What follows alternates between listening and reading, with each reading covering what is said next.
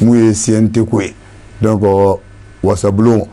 avait choisi de dire, amena dadoula, flana mouye anga un thème grève que là, les sabao grève que. Donc, moule boira kono, moule binake. Donc, Bichouna Baboufla au de Bambolo. Yanouche, m'a fait que monsieur Aydra, ka ininga folo, c'est SDM, mouye redou, folo. Alors, Eniche, Ikawela Deranya Kosobe, Amba. Neka Bamanakan Djelembate. Avec famille. Donc, Manaflimbi, Yafa, Nini, Aoka, Tele, Frère Baga, ou Alila Jabera Obela. Et c'est le conseil supérieur de la diaspora malienne. Et du coup, nous avons 5 ans que Mali Dio Mounousigl Mali Kokan, Kou Segre, Kou Madame. Et Aïe Jamana Bina Anisegi. Jamana Bina Anisegi. Anisegi. Et Angajikulu, ton membre. Agachane million clé ni Wakim Woroy. Et docteur Fumbabi est déjà parce que politicien de don, un élément. Application Fana Bamboulou, CSDM, il s'est téléchargé, Apple Store ou Play Store. D'accord. Docteur Fomba, Amé Sikanaï Fanfé, Aïe Kafo Mouye Sientekoué, donc Wassa Blon, Aïe Kafo Mado Kanga choisi. Amé Ere Ninga, Akinel Bolbi Ere Fonula. Mado Kanga choisi. C'est-à-dire, ma choisi, vous avez plus de 121 personnes. Moukanga Do. Bon, MB parti bibolo, il y a la Aba Kono, Atakono. Bon, fait quand la même bella gelin de Kramantin na Koufo, ka doke kata anga chou bella gelima. Ani kanto kele kono, M10 kono, 10, 11, 12, anga chede munu fatura, ka fu somo e ko an haklibola, ku tina safula jamana kola. Ka folike kata malien de l'extérieur bay. Kaira kafo ko anga eglu ye gayni mun feneke o tamatire o de ya to nyere finin do kaira kunu be nyogon fe kambe jamana ko tala bon mi CNT ko ina bo foma ko wasa blumi mena sigi chamanche fanga kononana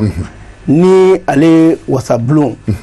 ni asigi chogo ani mo munun ba kono na nyo prepare la tie depuis anga nyogon dalaje bala CICB la na fora mema ko concertation nationale n'ambé jera ni charti mounye no charti ayira ka fo ko klali kanga ke kulumi ni nyogonche ni ambo o bara konala ni o article muwani worona kalamani muwani worona no ya ayira ka fo ko sarasu je kulumi munu ni be ankuna no ye CNSP kulu de ka nga transition organique besigi ka damne président kana gouvernement a kumbina che fengela wasade nuna donc ni jatimne ke afara ko klalika nga ke mamunu ni nyonche jatimne na 600 mo be na tade 4 élection te sono wasade u be taga u yere kofo de ke terrain kan ka ira maleuna anaye neta amina sariauta munu ba bonno wala munu ba haramadiya gla munu ba keta mais nyogon dalaje en konana na ira ka fo comme politique mo de beta au chamanke mo wero be kala mais en politique mo de ka cha o kala fili la kosebe amina kuma jama to la mais ni zin comme chamanke fangadu adun chamanke fanga to fene de ku ka jamana kurasi kanga ta république kurala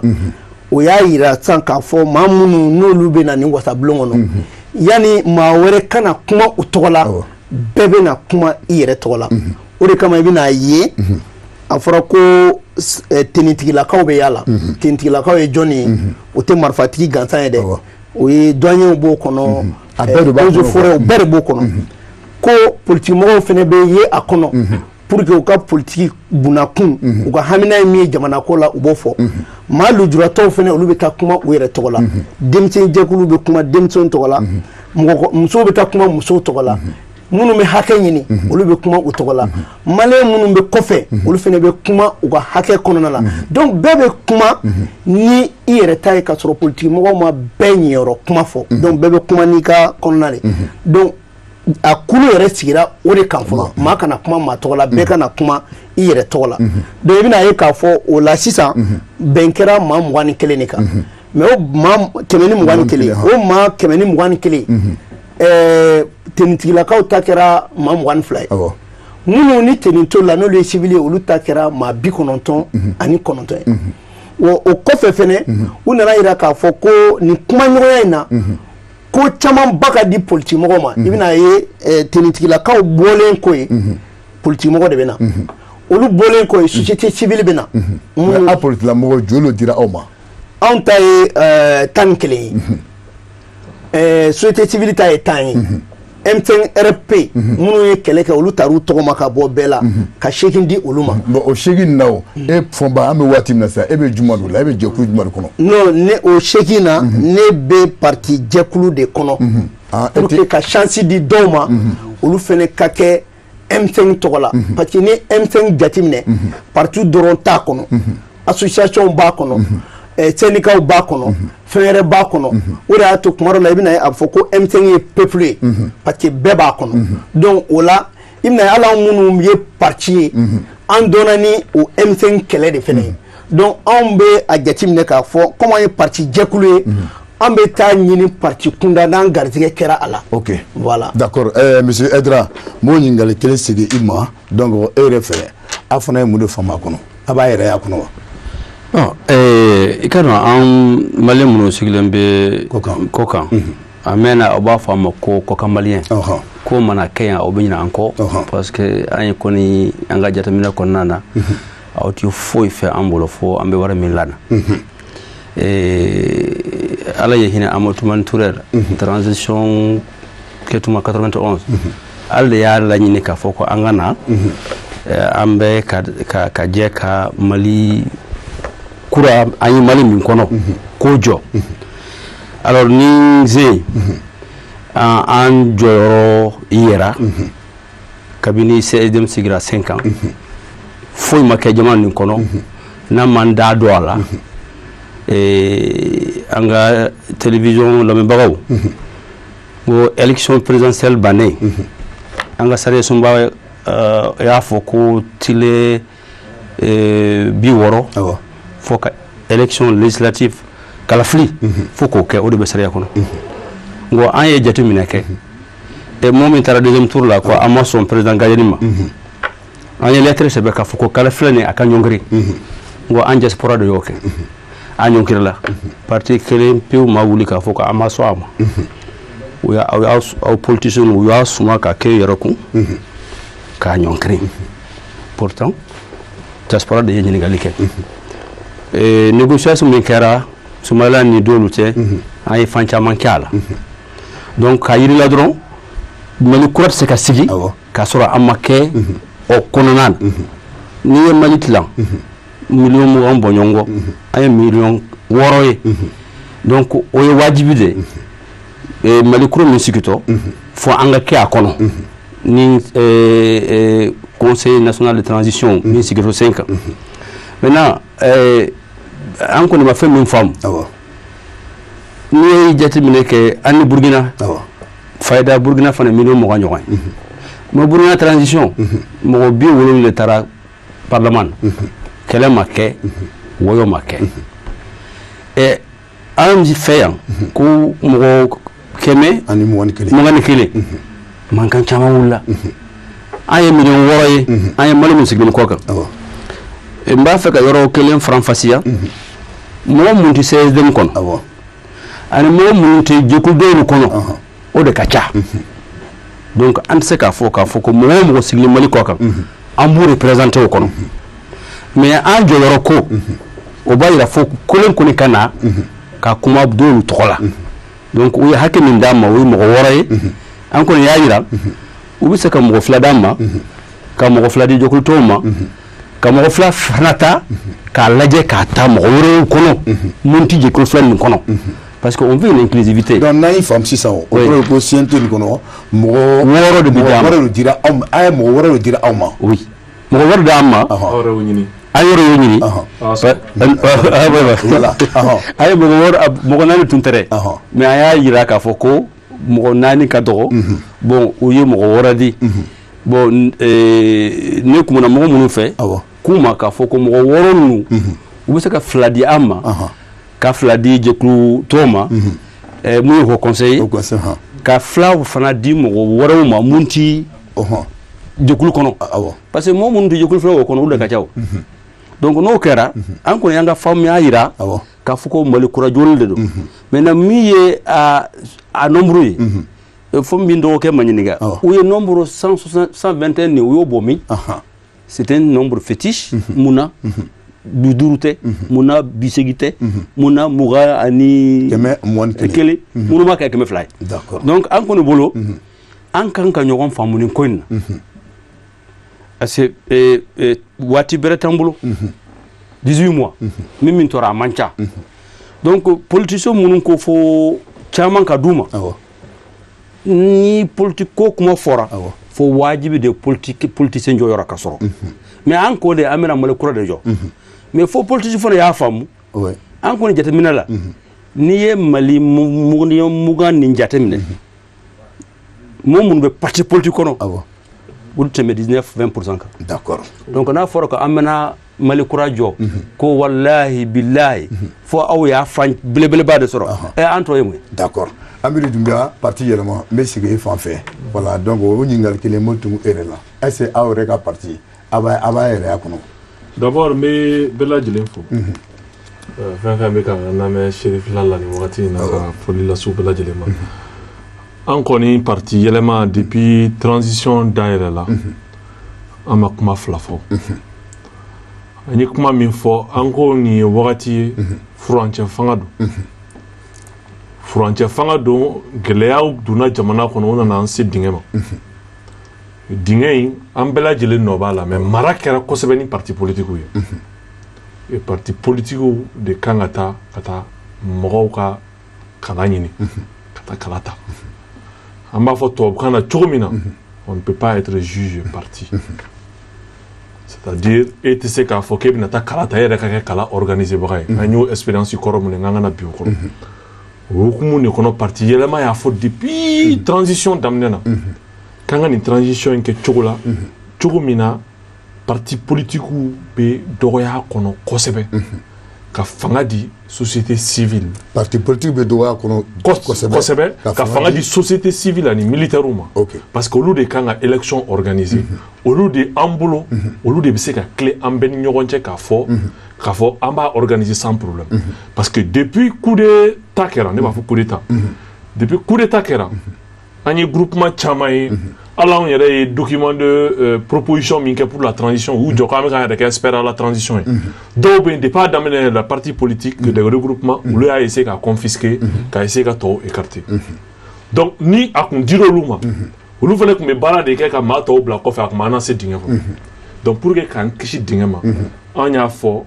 n ko parti politique k'u sɔn bɔ kosɛbɛ nin ko in na o hukumu de kɔnɔna la a fɔlen k'a fɔ ko liste ka bila ka taa ko mɔgɔw ka postuler parti yɛlɛma y'a jira k'a fɔ bon tɔw bɛ kɛlɛ la ko 19 ka dɔgɔ ɲani anw k'a fɔ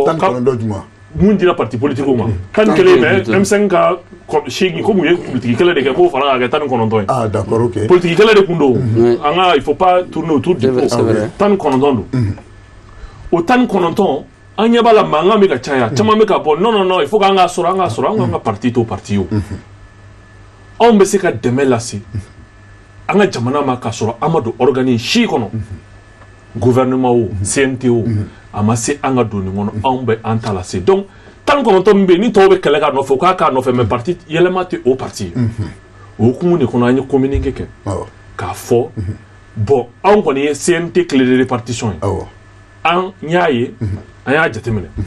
an tilala k'a fɔ n ko tuguni o kɔfɛ anw kɔni anw tɛ na postuler parce que anw bolo anw bɛ se ka transition in dɛmɛ ka sɔrɔ CNT kɔnɔna tɛ ka tila k'a d'a kan n ko tuguni ko minnu bɛ don CNT kɔnɔ an bɛ u féliciter parce que anw bolo n'i bɛ fɛ i b'i ka jamana fɛ i t'a tiɲɛni fɛ n'i b'i ka jamana fɛ i tɛ dugawu kɛ ko ne ma don a la ala k'a tiɲɛ donc o ye parti yɛlɛma ka sira ye a ye sira min taama an bɛ ka baara kɛ ni o ye et an bɛ ka action fana poser transition in kɔnɔ min b'a jira k'a fɔ i bɛ se ka transition dɛmɛ k'a sɔrɔ i ma don organe na an b'o sira de kan parti yɛlɛma tɛ parti ye min bɛ taa ka t'i yɛlɛma kasi a nin diyan parti yɛlɛma ye parti ye parti min n'a bolo ale bɛ yan ka degun de ta ka bɔ maaw kan n'a bɛ se k'o degun ta ka bɔ sira min fɛ a b'o sira taama a bɛ continuer o sira fɛ. D'accord docteur Souleymane Den donc o ɲininkali kelen an b'a tugu de la.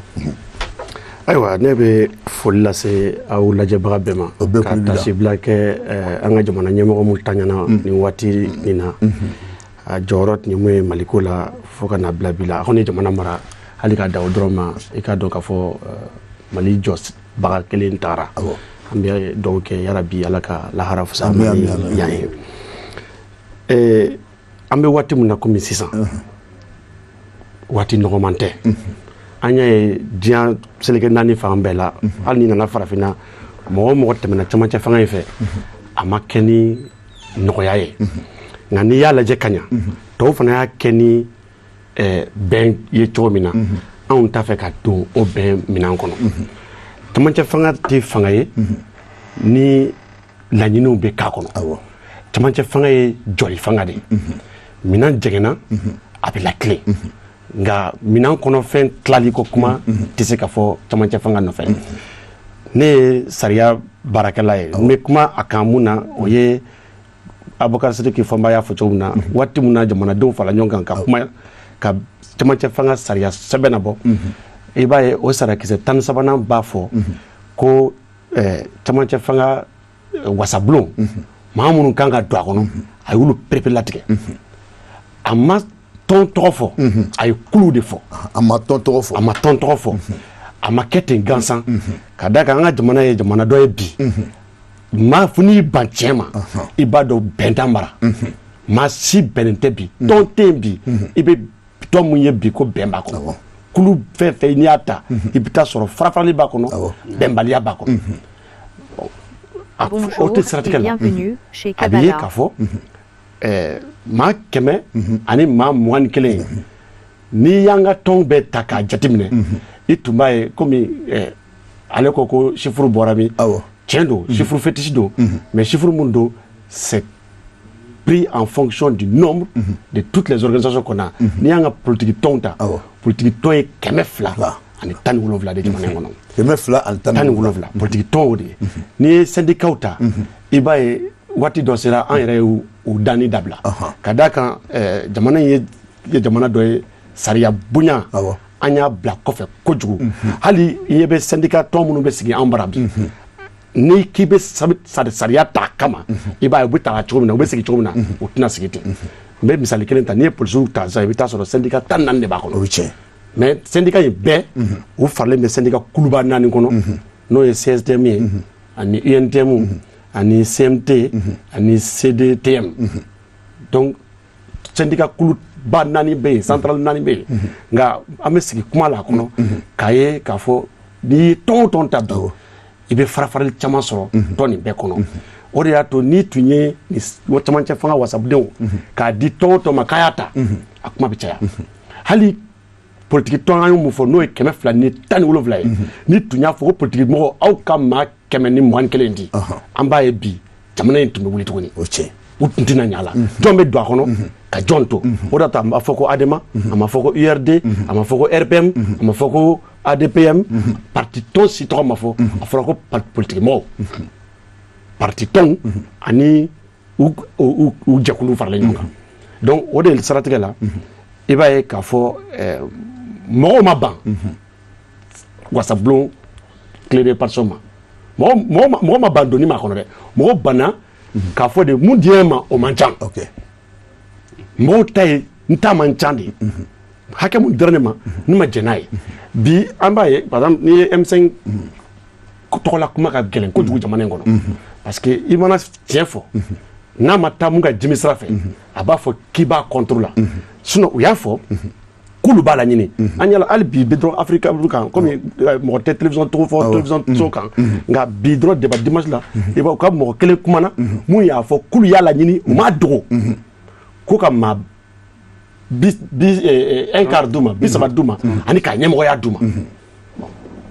an minnu tun bɛ a sariya su sɛbɛnyɔrɔ la a yɛrɛla k'a fɔ n'i ko k'a ɲɛmɔgɔya d'i ma e donna fili kɔnɔ ka ban ka da kan camancɛ wasabulon a ɲɛmɔgɔ wasadenw de bɛ jɛ ka kala fili k'ale ta kala bɛ fili mɔgɔ min ye k'a ta e bi se k'a fɔ cogo di ko k'o ɲɛmɔgɔya di e ma an y'a kuma fɔ don min na u ye u y'a fɔ an ye ko olu ka laɲini don nka bi u seginna kan ko k'olu tun ye maa tɛ se ka maa bali i ka laɲini kɛli la mais u y'a fɔ bi ko laɲini dama tun tɛ dɛ k'olu y'a fɔ de ko k'a d'u ma donc n'i y'a kɛ ten a fɔra cogo min na jamanaden ye mɔgɔ miliyɔn 20 ye e b'a di jɔn ma ka jɔn to hali a bɛ fɔ ko sɔrɔsiw ye 22 ye fo ka nin bɛɛ kuma fɔ ni hakilisigi ye ni k'i b'a di sɔrɔsikɛ ma an y'a fɔ cogo min na n'i ye sɔrɔsiw ta k'a fɔ k'i b'u ta u ka sɔrɔsiya yɛrɛ kɔnɔna a ka o kɔnɔ kulukulu ta i bɛ mɔgɔ compter fo 30 kɔ n'i ko armée de terre armée de l'air génie garde pénitentiaire douane protection civile police ni k'i b'u ta ten de ko kelen o kelen k'i bɛ kelen kelen d'o ma finitigilakaw la i tun bɛ maa 40 kɔ ta haka jaabi n'a fɔra ko finitigilaka a bɛɛ tɛ marifatigi fana ye mɔgɔw bɛ o bɛɛ de ye nin kuma in na a ka kɛ ni hakilisigi ye bɛɛ ka faamu n'an bɛ jamanajɔ de nɔfɛ jamanajɔ fana yɛlɛma y'a fɔ cogo min na wajibi tɛ ko ne ma don a kɔnɔ a tɛ ɲa donc fili bɛ yen fana. d'accord Fama n bɛ sigi o kuma kelen kan komi i da donna fɛ mais ne b'a fɛ ka yɔrɔ min dɔn an b'a ye k'a fɔ kuma sariya kɔnɔ pour surtout politicien kunda an bɛ politicien k'a fɔ ko mun fɔra nin o t'a fɛ ka don a la yala an ma se k'o yɔrɔ fɔ olu yɛrɛ bɛ mun yɛrɛ de nɔfɛ. n bɛ fɛ ka min fɔ komi a y'a fɔ cogo min na parti politique ye 200 ani 28 de ye. dɔ farala kan. les organisations de la société civile olu ye 42 000 de ye maa 40 ni maa 2 o ka ca n'o ye. 42 000 organisations de la société civile maa ba 40 ani 2 o yɛrɛ olu ma kuma. mais n bɛ fɛ ka mun f'i ɲɛna politique kunda an b'a comme a ko an bɛ kuma min na an kana siga don kuma na an bɛ deuxième tour pour la présidente de la transition c'est-à-dire président de la transition. o sigili ma bɛn minnu ma olu bɛ laɲini wɛrɛ de la sisan ka na président de la transition kura de ɲini Amidu y'a fɔ a ka kuma kɔnɔ ni jalakili bɛ kɛ an politique mɔgɔw de bɛ jalaki anw de dɛsɛra ka jamana in mara anw de kan k'an yɛrɛ jalaki anw de kan k'a bɔ a ye yafa ma mais a tiɲɛna e bolo président sigi kɛra e ma kuma premier ministre kɛra o ma kuma e ko ka député bulon ko k'o ɲɛmɔgɔya d'i ma o tɛ dɔwɛrɛ nɔfɛ o. parce que charte min ni an ka constitution bɛ ɲɔgɔn na n'a dira dɔw ma u bɛ se k'a ɲagami k'u jɔ n'a ɲagamina ka jɔ i n'a fɔ dɔw n'u ka ŋaniyaw don ni bandaw tɛ bi o de y'a kɛ u ye kɛlɛ fɔlɔ min kɛ ko Assimi min ye vice président ye k'a kana président nɔrɔbila kɛ fiyewu o kɛlɛ ɲana a fɔra k'o t'o nɔrɔbila kɛ donc ça n'o t'o nɔrɔbila kɛ a nɔrɔbila bɛna kɛ mun ye o ye député bulon de donc kɛlɛ in bɛna député bulon de ɲɛmɔgɔya nɔfɛ pour que ni tɛlɛ ferekera n'a ma ɲa min ma ɲi jamana yɛrɛ ma o la olu maa kelenw u bɛ président min ɲini n'u m'a sɔrɔ sira wɛrɛ la u bɛ n'a sɔrɔ sira wɛrɛ la. ne b'a fɛ k'o yɔrɔ dɔn o jɔnw de dɛ.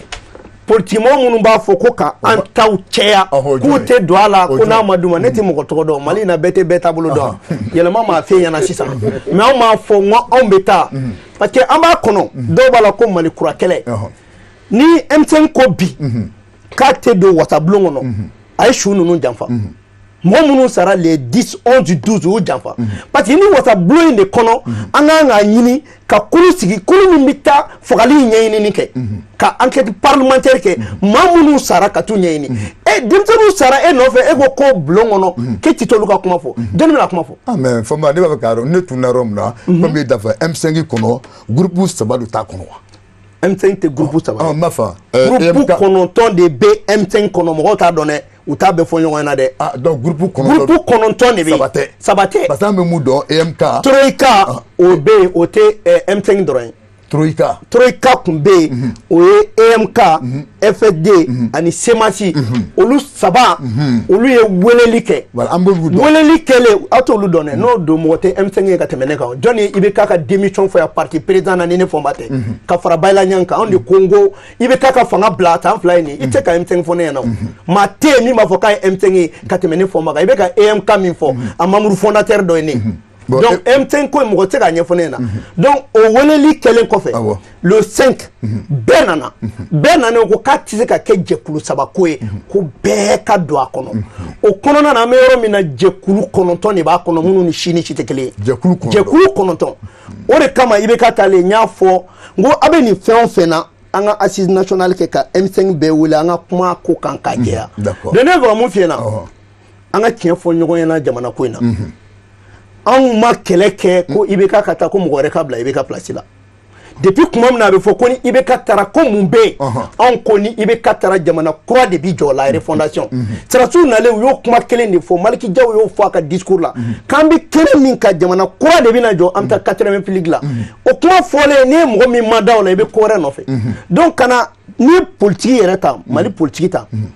regroupement 9 de bɛ yen yɔrɔ a fɔra ko 11 dira dɛ mais regroupement ye 9 de a tɔ 2 yɛrɛ bɛ se ka kɛ non aligné donc o kɔrɔ ko halisa norme bɛ yen parce que ni système kan ka to parti jɛkulu yɛrɛ soit u ka kɛ regroupement ye ou bien ni min taara i n'a fɔ yɛlɛma ka kɛ cogo min na i b'a fɔ i t'a la an ko k'an b'a la parce que jamana yɛlɛmali kuma an y'a fɔ depuis bi tɛ an kɔni bɛ taa déposer u y'an ta o an bɛ taa u m'an ta an bɛ taa mais min fɛn na san 1991 an bɛɛ y'an jigi da ko jamana kura bɛ jɔ u y'o tiɲɛ an bolo 2010 an ye ATT ta ko ni ala y'o nɔgɔya ko adama fanga ye min kɛ Mali la k'an bɛna an dimi bɔ u y'u ɲagami ATT la k'an ka fɛn tiɲɛ tuguni k'a fili kɛrɛfɛ 2012 ko jamana kura bɛ jɔ u nana ta k'an fili an kɔnɔ k'a bɛɛ y'a mɔgɔ kelen o de y'a to n b'a fɔ ko Gima ka a kɛra Gima ka misigi sabu ɲuman ye ni Zen a tɛ kɛ anw ɲɛna anw de tun bɛna sa mars 91 an bɛ ɲɔgɔn dɔn Mali in na donc n bɛ mun fɔ maliyɛn bɛɛ ɲɛna wallahi u ka wuli k'u jɔ u ka jamana parce que nin caman tɛ fanga ye d'abord jamana t'an bolo fɔlɔ n'a ma ɲa an bɛ kɛ jɔn ye an fa jamana kan donc kɛlɛ tɛ yen koyi dɔw de bɛ fɛ dɔrɔn olu de da kana bɔ a la alors que transition mana na a bɛ alternance politique de imposer bɛɛ kan u bɛ ka sira o yɛlɛma min ye u bɛ min na a bɛ fɔ nin ma ko la théorie de la résistance au changement anw da tɛ bɔ a la i dun da bɛ bɔ a la. d'accord monsieur Aïdara n bɛ segin kɔnɔ e fan fɛ voilà donc olu ye mun fɔ i n'o ka hakilina bɛɛ ye kelen wa. Oui, an kɔni an maliyɛn de diaspora an ye fɛn min faamu kelen fɛn o fɛn tiɲɛna jamana in kɔnɔ aw politicien fɔnba aw de y'a tiɲɛ aw sɔnna ma a filanan aw bɛnnen fɛn kelen pewu de ma k'aw tɛna bɛn foyi ma n'a kɛra Mali jɔli ye aw tɛna bɛn a la o de hukumu kɔnɔna na à chaque fois que problème kɛra aw ni ɲɔgɔn tɛ an diaspora y'an yɛrɛ sɔrɔ a la fo dɔw yɛrɛ y'i ɲininkali kɛ la mais minnu kan ka kɛ Mali kɔ kan pourquoi an b'aw da dɔn aw ka problème interne na M5 aw ye M5 sigi an y'a M5 taabolo lajɛ aw ka laɲini tiɲɛ de don mais an ko an bɛ se ka solution sɔrɔ a la comme aw ni pouvoir tɛ se ka ɲɔgɔn faamu n ko diaspora de wulila 5 points min proposera la n ko diaspora de y'o kɛ ne de fɔlɔ y'a fɔ ko président de la république Ibrahim Boubacar Keïta ka président kɔrɔ a ka assemblée ci n y'a fɔ télévision na n ka mango cour constitutionnelle a ka remembré parce que a tɛ se ka bɔ yen a sabanan Bubu a y'a bɔ yen pour que a ye M5 ɲini k'a fɔ u ka tɔgɔ wɛrɛ di hali ni Bubu taara a kɔnɔ an ye dialogue national inclusif kɛ ka ministre 25 ta o ministre 25 a t'u bɔ yen fewu fo 2023 an diaspora de y'o laɲini kɛ n taara Bubu fɛ yen an taara président fɛ yen an taara Mamadou Diko fɛ yen mais a labanna u y'a ɲini k'a karaba président duuru nana yan n ko an diaspora de président duuru lajɛ ne yɛrɛ k'a fɔ ko il faut nous éviter un tripatouillage constitutionnel ou un arrangement institutionnel n'aw y'o kɛ a bɛ kɛ coup d'état ye coup d'état kɛra sa ko an bɛna Mali kura sigi an diaspora an bɛ sigi an b'aw lajɛ mais erreur min kɛra CNSP ye erreur belebeleba de kɛ ka na place de l'indépendance la k'a fɔ ko an nana aw ye baara min kɛ k'u kuncɛ a bɛ fɔ cogo di ka kuncɛ wa ko kana parachever ka parachever ne y'a fɔ télévision dɔ la yanni M5 yɛrɛ ye réunion kɛ pour demander 30% et la tête Ngomongo, à défaut d'être sérieux avec les M5, il faut être correct avec eux. Mais à M5 de comprendre, il ne représente pas tout le Mali. Il ne représente pas tout le Mali. Tout le Mali. Donc, awi si ka kuma ka ben. Awi donc ka foko, aw tu sais ka aw dron ka foko aw bena Mali jo. Ce n'est pas possible. Donc, en diaspora qu'on a en bas la jela et Mali kura joli. Nabi jo ni choyenna an ko hamenene do parce que an bi fe miye ni nyamoya mada am M5 ma anti do akono parti politique dolu ko ni nyama ya muduma kulutita e awdum bere dena ka foko wallahi ko angata mali kurajo e mali kurabe se ka jo ka soro compromis makewa e an se ka mali bla fembe sans fewa an kuni an baw laje fomba ni tolu ka foko ni mali kurajo to ni chogenna antina mali yoro soro blé parce que aw banne ka fe mi on kolosi ka doyere jamana mi kabin 2012 soldats si wa mugan ani nani mugan ni woro de bien wa mugan ni kononto ani bi woro pito soldats si wa mugan ni kononto ani bi woro jamana bi saba ani fla o jamana min kono est-ce que o jamana e blé OK et ni aw nana kana son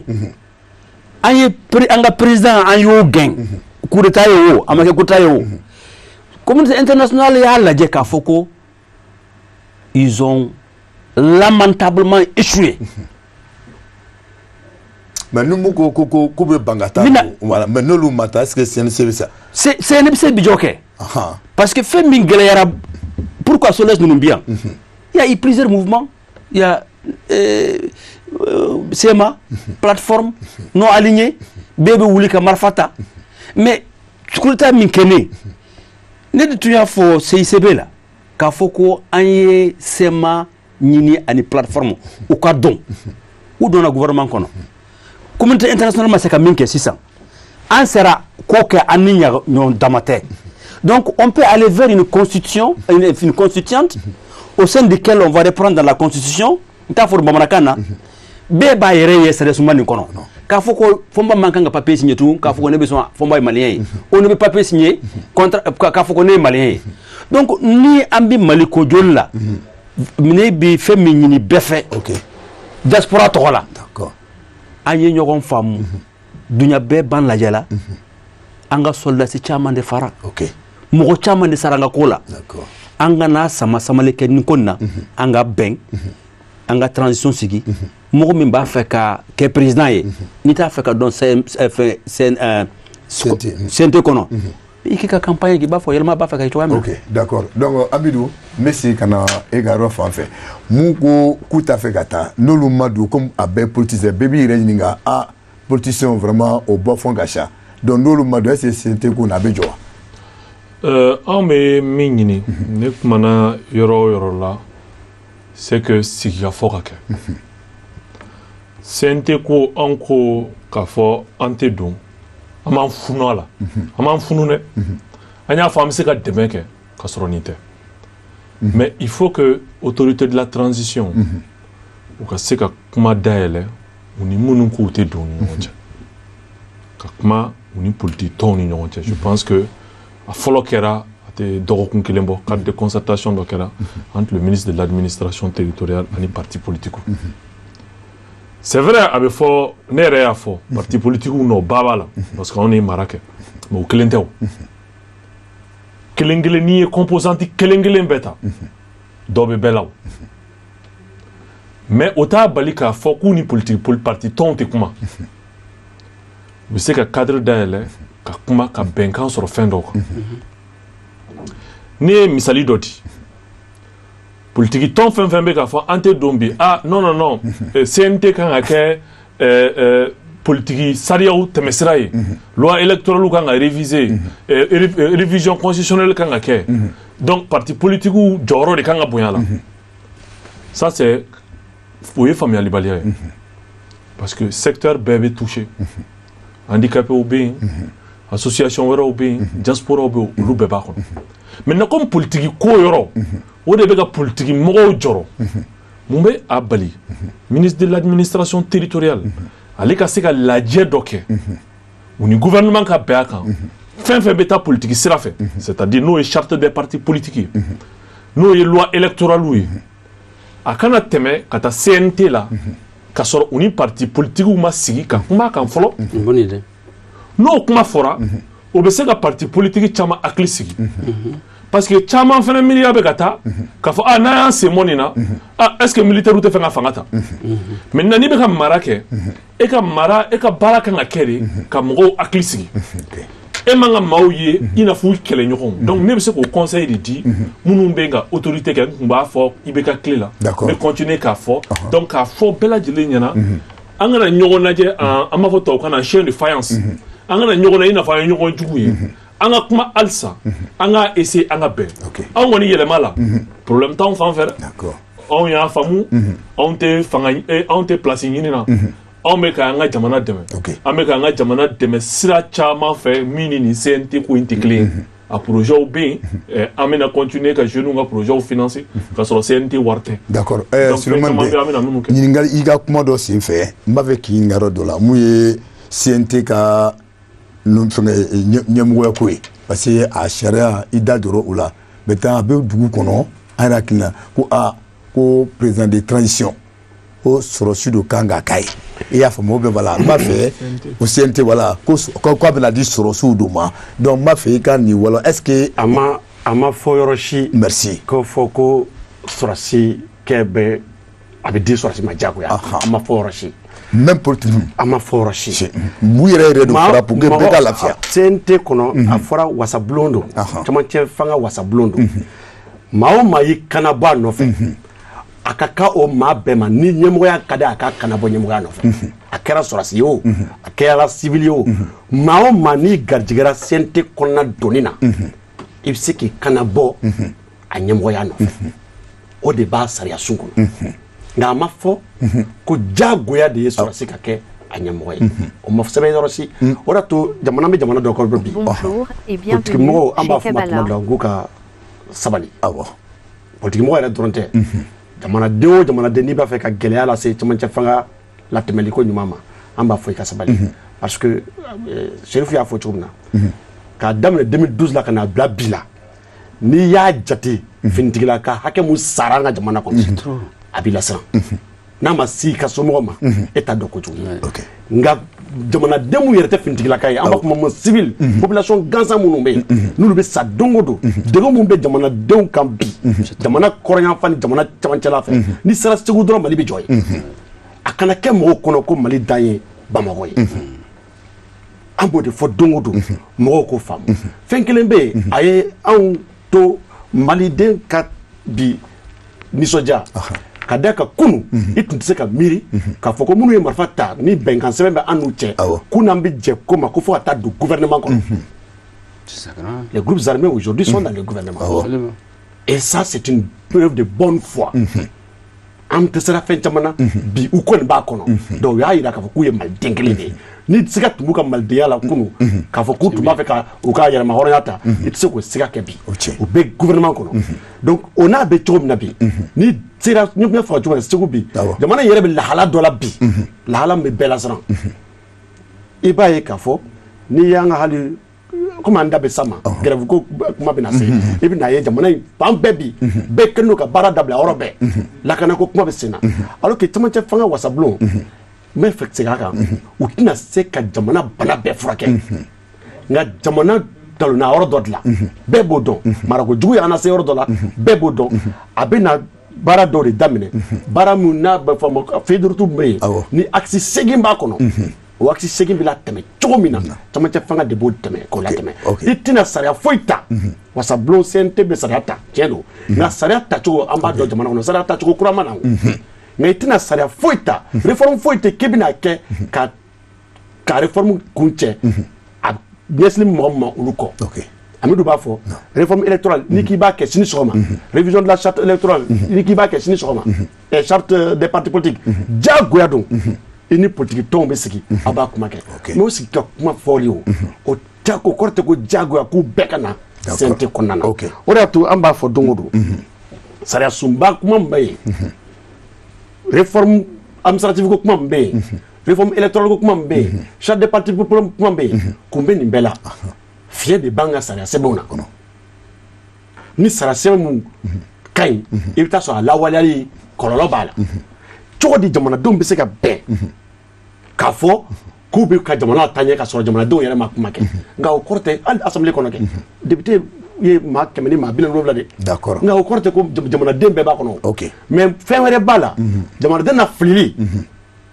a bɛ wolo kɔlɔn mun na a tɛ taa ka maa si to d'accord n'i ye hali ni camancɛ fanga wasabulon lajɛ anw ka kɔlɔsili sera mun ma maa o maa bɛ déclaration kɛ yɛlɛma ta o jɛra bɛɛ y'o ye nka o kɔfɛ tɔgɔfɔli man di an ye nka i ye maa o maa ye k'a fɔ ko an t'a la an ma jɛn n'a ye an ye sɛgɛsɛgɛli kɛ i y'a sɔrɔ u bɛɛ ka tɔndenw taara u ka candidature bila Allahu akbar u bɛɛ ka tɔndenw taara u ka candidature bila bon n'i y'o kɛ a bɛ mɔgɔ gɛn kamana na n bɛ misali ta dɔrɔn i bɛ parti politique belebeleba minnu bɛ bɛn ale b'ale dɔn a ma se an k'o tɔgɔ fɔ bɛɛ k'u dɔn i tɛ parti tɔn belebeleba ye si ta bi ADEMA URD fɛn tɔgɔ di RPM ASMA i tɛ parti tɔn belebeleba ye si ta bi ko mun tɔnden ma taa a ka candidature bila i dun b'u ka déclaration ye don o don k'a fɔ an t'a la an t'a la o fɛnɛ ye fɛn dɔ ye an b'a fɔ mɔgɔninfin hali n'i tɛ siran Ala ɲɛ tuma dɔ la i bɛ kɛ hɔrɔn ye parce que jamanaden jamana in bɛ mara ale de tɔgɔ la a bɛ fɔ hali démocratie ko kuma bɛ fɔ an da jamanaden de kama don donc o jamanaden kama an k'a lajɛ tuma dɔ la ka tiɲɛ f'u ɲɛna anw ye clé de répartition mun ye a ma anw diya k'a da kan mun dira an ma a man ca nka k'a fɔ bi n t'a la k'a sɔrɔ i yɛrɛ ye den ka taa bila i bɛ ka jamanaden bila fili la a bɛ kɛlɛ k'i nɔfɛ k'a sɔrɔ e yɛrɛ jɛlen tɛ a ye d'accord donc an bɛ bɔ la an bɛna don baabu filanan kɔnɔ mun ye grève ko ye tile 3 ye k'a fɔ Union nationale des travailleurs du Mali u ye grève kɛ fo tile 3 n'an b'a fɛ k'a dɔn mun de bɔra kɔnɔ mais aw yɛrɛ fɛ mun de bɛna bɔ a kɔfɛ. Bon d'abord INTM ka grève laɲini an ko laɲini ka kan ADPM mais an y'u hakili lajigin san 1960 Mauna Moro Keta bina jamana jɔ Moro Keta ko k'a na an ka jamana jɔ o wagati la syndicat minnu bɛ yen olu ko ne ko an ka jamana jɔ donc an bɛ hakɛ ɲini to yen an bɛ fara e kan an bɛ jamana jɔ san 1991 tuma min na an bɛɛ wulila ko Musa ka taga INTM wulila an y'an fara ɲɔgɔn kan an tagara ni Musa ye INTM a y'an jɛ an ye transition jɔ an y'a ban o kɔrɔ u bɛ ka transition fana dɛmɛ san 2012 ATT binnen INTM ko coup d'état man d'u ye u y'o yɛrɛ u farala FDR kan fo ka tila ka na camancɛ fanga nalen u y'a jɔyɔrɔma tinti k'a jɔ i bɛ ka fanga nana n y'u hakili lajogo la i bɛ ka fanga min kɔnɔ ni maa 10,000 sara ni wagati min na ni Ogosagu mɔgɔw bɛ ka jeni wagati min na dɔgɔtɔrɔw b'u ka grève la tile 18 mɛtiriw ye kalo 7 kɛ o wagati kelen kɔnɔ INTM kɔni tora fanga kɔ ko moratoire b'u ni ɲɔgɔn cɛ ko Covid fɛnɛ bɛ yen an ko n k'o ɲɛna mais an ma se ka min faamuya transition fanga min ye camancɛ fanga ye o kɔnɔna na INTM nana ka hakɛ ɲini an ko n k'an ma se k'o faamuya parce que n'i ye jamana yɛrɛ jɔcogo lajɛ syndicats ye communes de ye minnu bɛ participer jamana jɔli la donc jamana jɔ man kan ka fɔ olu kɔ cogo ci la anw y'an yɛrɛ ɲininka n ko yala u bɛ dɔ de ka kɛlɛ la wa ou bien u bɛ jamanadenw ka kɛlɛ la parce que an bɛ yɔrɔ min na jamana min kɔnɔ maa 400,000 olu bɔr'u ka dugu la olu bɛ Mali la u ma dumuni sɔrɔ d'accord ok an bɛ nin donc o la n bɛ nalen o la an bɔra embargo la Covid fɛ CEDEAO ye embargo kan kan mais tile 3 in na INTM yɛrɛ embargo kɛ Mali kan a tile 3 kɔnɔ an ye miliyari 21 ɲɔgɔnna de perdu donc embargo de don secteur privé bɛɛ ka taa o la jamanadenw ni nin man kan nin wagati la mais n bɛna mun f'i ɲɛna an ye mun fɔ nin man ɲi hali INTM yɛrɛ ma dans les jours à venir parce que nin syndicat belebeleba min don dɔ la bɛna kɛ ka kɛ an bɛna fanga dɔ sɔrɔ fanga min fanga ka bon o don an mago bɛ jɔ nin na ka baara kɛ n'a ye pour que ka mɔgɔw ka hakɛ ɲini bon n'i nana nin modèle kɛ tuma min na jamanaden fanba ti i faamuya a bɛ dɔ bɔ e fanga la an ka nin syndicat ba in a bɛna dɔgɔya donc an ko o yɔrɔ la vraiment u k'a lajɛ u ka hinɛ maliyɛnw na parce que Mali dan tɛ Bamakɔ ye koyi ni tile n bɛ min fɔ ka gɛlɛya wa miliyari 21 min perdre la i bɛ miliyari 1 da dɔn c'est comme don o don ne ka 1000 d'e ma fo san 50 ani san 4 o sigiyɔrɔma 21 an y'o de perdre a perdre la jɔnni. ok donc monsieur Adra n bɛ sigi wala. alors i b'a fɔ ko ne ni docteur Fɔnba kumana ne kɔni ma INTM grève nin faamu. E ma faamu. diaspora m'o faamu. Parce que grève ke waati a ma bɛn a ma ka di min kosigi doni 2018 u sera ma diaspora ko aw bɛna jumɛn de soutenir candidat fila tɛmɛna la nguma an tɛ se ka candidat soutenir parce que une association apolitique à but non lucratif mais mɔgɔ mɔgɔ mana gagner a y'a kɛ ala ye a y'a kɛ kira ye a ye hinɛ malidenw na an ka sɔrɔ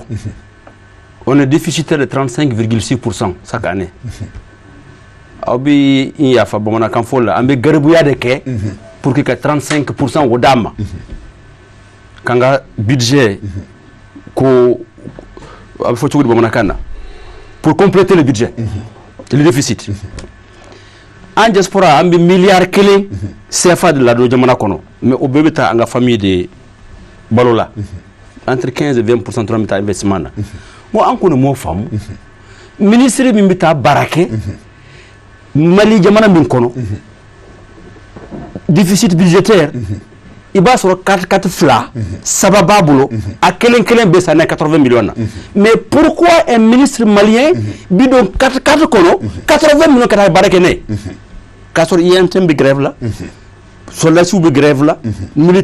policiers bɛ grève la médecins bɛ grève la bɛɛ bɛ grève la donc n'aw ko aw y'aw cɛsiri on peut serrer la ceinture mais le gouvernement n'a qu'à diminuer les 3/4 de son budget de président, les 3/4 du budget de premier ministre, 4/4 nous beka mine ka fere, en ce moment n'a fora ka foko beka qui ceinture série, am se ko femme. Ayo fo tuma. Boubé y décision ta, ka do bo dépenser ministère ou là, mais amata yoro jam. Bon, aw IMTM. Les enseignants ont grévé ici. Amaoué. Nous allons mettre au grève là au Mobo. À Mobo. A fɔra ko an bɛ transition la an bɔra Covid avec l'embargo k'a fɔ k'aw bɛna grève kɛ et lahidu min taara n ko est-ce que CNT de ye lahidu ta CNT tɛ o gouvernement bubuse de lahidu ta donc an kɔni diaspora la an ka faamu la façon dont on a compris an ka faamuyali la IMTM kɛlɛ a bɔra syndicat yɛrɛ kɛlɛ Bouloma, c'est devenu la politique, c'est la boule de pression. Donc, pression, nous sommes aboutis à la. Quand vous connaissez Tara grève la force en Kélé, fait mintia, on a 18 mois, il reste 14 mois. Donc, on connaît fait minina, en diaspora, il fait minina, il y a un terme de CNSP, gouvernement, où il y a Sigi, où il y a comment. Benkan min tun kɛra fɔlɔ foyi kura ma kɛ ka bɛnkan wo yɛlɛma an ka sɔrɔ ma yiriwa fɛn kura ma don Mali kɔnɔ fo gɛlɛya de kɛra ka taa fɛ donc u y'a kɛ ala ye u y'a dɔn k'a fɔ ko dunya bɛɛ b'an lajɛ u ye ko nɔgɔya bɛnkan min tun kɛra kɔrɔma gouvernement de Muktar Wan a y'o sɛbɛntiya k'a fɔ ko ni ala sɔnna u b'o la sabati IMTM y'a dɔn k'a fɔ ko nous se ka jamana nin dɛmɛ cogoya min na o de ye nin ye mais n'u ye grève kɛ fo sanfa fo transition yɛrɛ ba tɛ wari tɛna sɔrɔ ni ko wɛrɛ de b'u kɔnɔ aw ye Mali mun ye Mali kɔnɔ yan mais an mun ye sigili Mali kɔ kan an ɲɛ b'aw la an b'a dɔn k'a fɔ ko laɲini Mali jɔli tɛ nin ye dɛ k'a ti o de nin ye taabolo ye. Ok Amidu Doumbia an bɛ sigi e fɛ wala parti yɛlɛma o ɲininkali kelen an bɛ tunu la. Bon, ne bɛ min fɔ fɔlɔ transition ye furancɛ fanga ye an b'a fɔ tubabukan na cogo min na période d'exception don wagati don wagati min an bɛna ka fɛn dɔw lakile donc bɛɛ de kan ka i nin di jamana ma bɛɛ de kan ka sacrifice kɛ UNTM ka grève c'est un droit droit à la grève a bɛ an ka constitution kɔnɔ a bɛ fan bɛɛ lajɛlen fɛ mais a fɔra ko période d'exception don bɛɛ b'a dɔn ko transition nin doléance ninnu caman a furakɛli transition fɛ a ka gɛlɛn mais ne bolo dès le début ne bɛ jigin gouvernement de transition yɛrɛ la parce que ne bolo u ka baara fɔlɔfɔlɔ tun kan ka kɛ mun ye o ye dialogue social ye dès les premières semaines depuis a dɔgɔkun fɔlɔ gouvernement bɛ sigi sunɔgɔ tun tɛ yen parce que u tun kan ka nin bɛɛ anticiper dialogue social in tun bɛ se ka kɛ syndicat bɛɛ UNTM dɔrɔn tɛ ka syndicat bɛɛ lasigi ka gouvernement lasigi ka ɲɛfu ɲɛna anw nana sɔrɔ aw ka nin doléance de bɛ yen mais an bɛ wagati min na jamana kɔnɔ bi vraiment a ka gɛlɛn an ka jɛ an ka contrat dɔ signé n'an bɛ moratoire kɛ an ka moratoire kɛ depuis le début u tun kan k'o baara kɛ ne bolo défaut kɛra o baara la et puis filanan ye min ye n'i ko maaw ka jɛ u ka hakɛ kɔ c'est vrai UNTM kan ka a ɲɔngiri ne bolo revendication moratoire bɛ se ka k'a kan u yɛrɛ bɛ se k'o b'u yɛrɛ la mais ni e b'a demander maa fɛ n'i ko gɛrɛntɛ bɛ jamana kan e yɛrɛ fɛnɛ taabolo kan k'a jira k'a fɔ ko gɛrɛntɛ bɛ jamana kan donc ne bolo u ka communication na président de la transition a ka bɔ a k'a fɔ maaw ɲɛna président Ibrahim Boubacar Keïta tun bɛ nin de sɔrɔ a ka fond de souveraineté la a tun bɛ nin de sɔrɔ a ka sara la ne ye nin bɔ n t'a la parce que jamana bɛ gɛlɛya kɔnɔ u bɛna CNT min sigi foyi kana dogo wari min bɛna di CNT mɔgɔw ma u k'a fɔ bɛɛ k'a ye foyi yɛrɛ kana dogo k'a fɔ ko 1,100,000 tun bɛ di député ma e ka to 1,100,000 di CNT mɔgɔw ma e bɛ se ka gɛrɛntɛ ko kuma fɔ mɔgɔ ɲɛna donc u ka se ka yira jamanadenw na k'a fɔ ko o sira fɛnɛ kan u bɛ dɔ b'o la et charte y'a yira ko président de la transition ani gouvernement mɔgɔw u ka déclaration publique de patrimoine kɛ a ma fɔ k'u k'a publier yɛrɛ o mais n'u taara kɛ don min na cour suprême na ka sɛbɛnni dɔ dɔrɔn kɛ k'a fɔ jamanadenw ɲɛna nin don ye anw taara an ka fɛn kɛ olu bɛɛ bɛ na ni danaya de ka danaya sabati donc n'an m'o bɛɛ kɛ ni mɔgɔw bɔra k'u bɛ grève kɛ u ka kuma da bɛ kɛ min ye dɔrɔn u b'a fɔ dɔrɔn aw yɛrɛ ma foyi bɔ aw ka sɔrɔ la aw ma foyi bɔ ni gɛlɛya bɛ yen n bɛ fɛ maliyɛn den bɛɛ de k'o faamu ni gɛlɛya bɛ yen bɛɛ de bɛ sacrifice kɛ il faut pas que a ka kɛ ko duguma mɔgɔw dɔrɔn ka sacrifice kɛ ko sanfɛ mɔgɔw ta kɛ donc ne bɛ min ɲini pour finir état d'esprit la gouvernement CNT président de la transition vice-président de la transition u ka bɔ télé la k'a fɔ ni période in kɔnɔ anw ye nin sacrifice kɛ an ye nin bɔ dépense la an ye nin bɔ dépense la an ye nin bɔ an ka sɔrɔ la ka tila k'a fɔ mɔgɔw ɲɛna mɔgɔ minnu bɛna don conseil national de la transition kɔnɔ kɔrɔlen député bɛ 1,100,000 de sɔrɔ anw bɛna nin de d'u ma parce que jamana bɛ gɛlɛya kɔnɔ wa an b'a ɲini syndicat fɛ u b'a ye jamanadenw bɛ bɔ k'u dɛmɛ sisan. ok d'accord docteur. ayiwa u b'a fɔ ko sogo ka fasa muru da ka go. sogo ka fasa muru da ka go. en fait ma posture me permet qu'à fin de clé. Au fond. Parce que, comme je dis, ni be sanfɛ kalanso la i bɛ ɲinini kɛ. Tiɲɛ don n'i ma kuma mɔgɔw t'a dɔn ko n bɛ sen na. Mɔgɔ caman b'a fɔ ko président ma ka déclaration kɛ ma o y'a kɛ. Ça n'a pas été publié. Mais o y'a kɛ. C'est que fɛn mun don n'olu y'a kɛ a bɛ cour suprême na olu de b'a a bɛ publier de. Maintenant n'a publication ma kɛ journal officiel kɔnɔ o t'olu nɔ ye. Mais i ka kuma don fɛn dɔ bɛ yen n'a fɔra jamanaden k'a kɛra mɔgɔw b'a dɔn k'a kɛra. I y'a faamu communication c'est très important. Tiɲɛ dɔ bi fɛn min ye droit syndical ye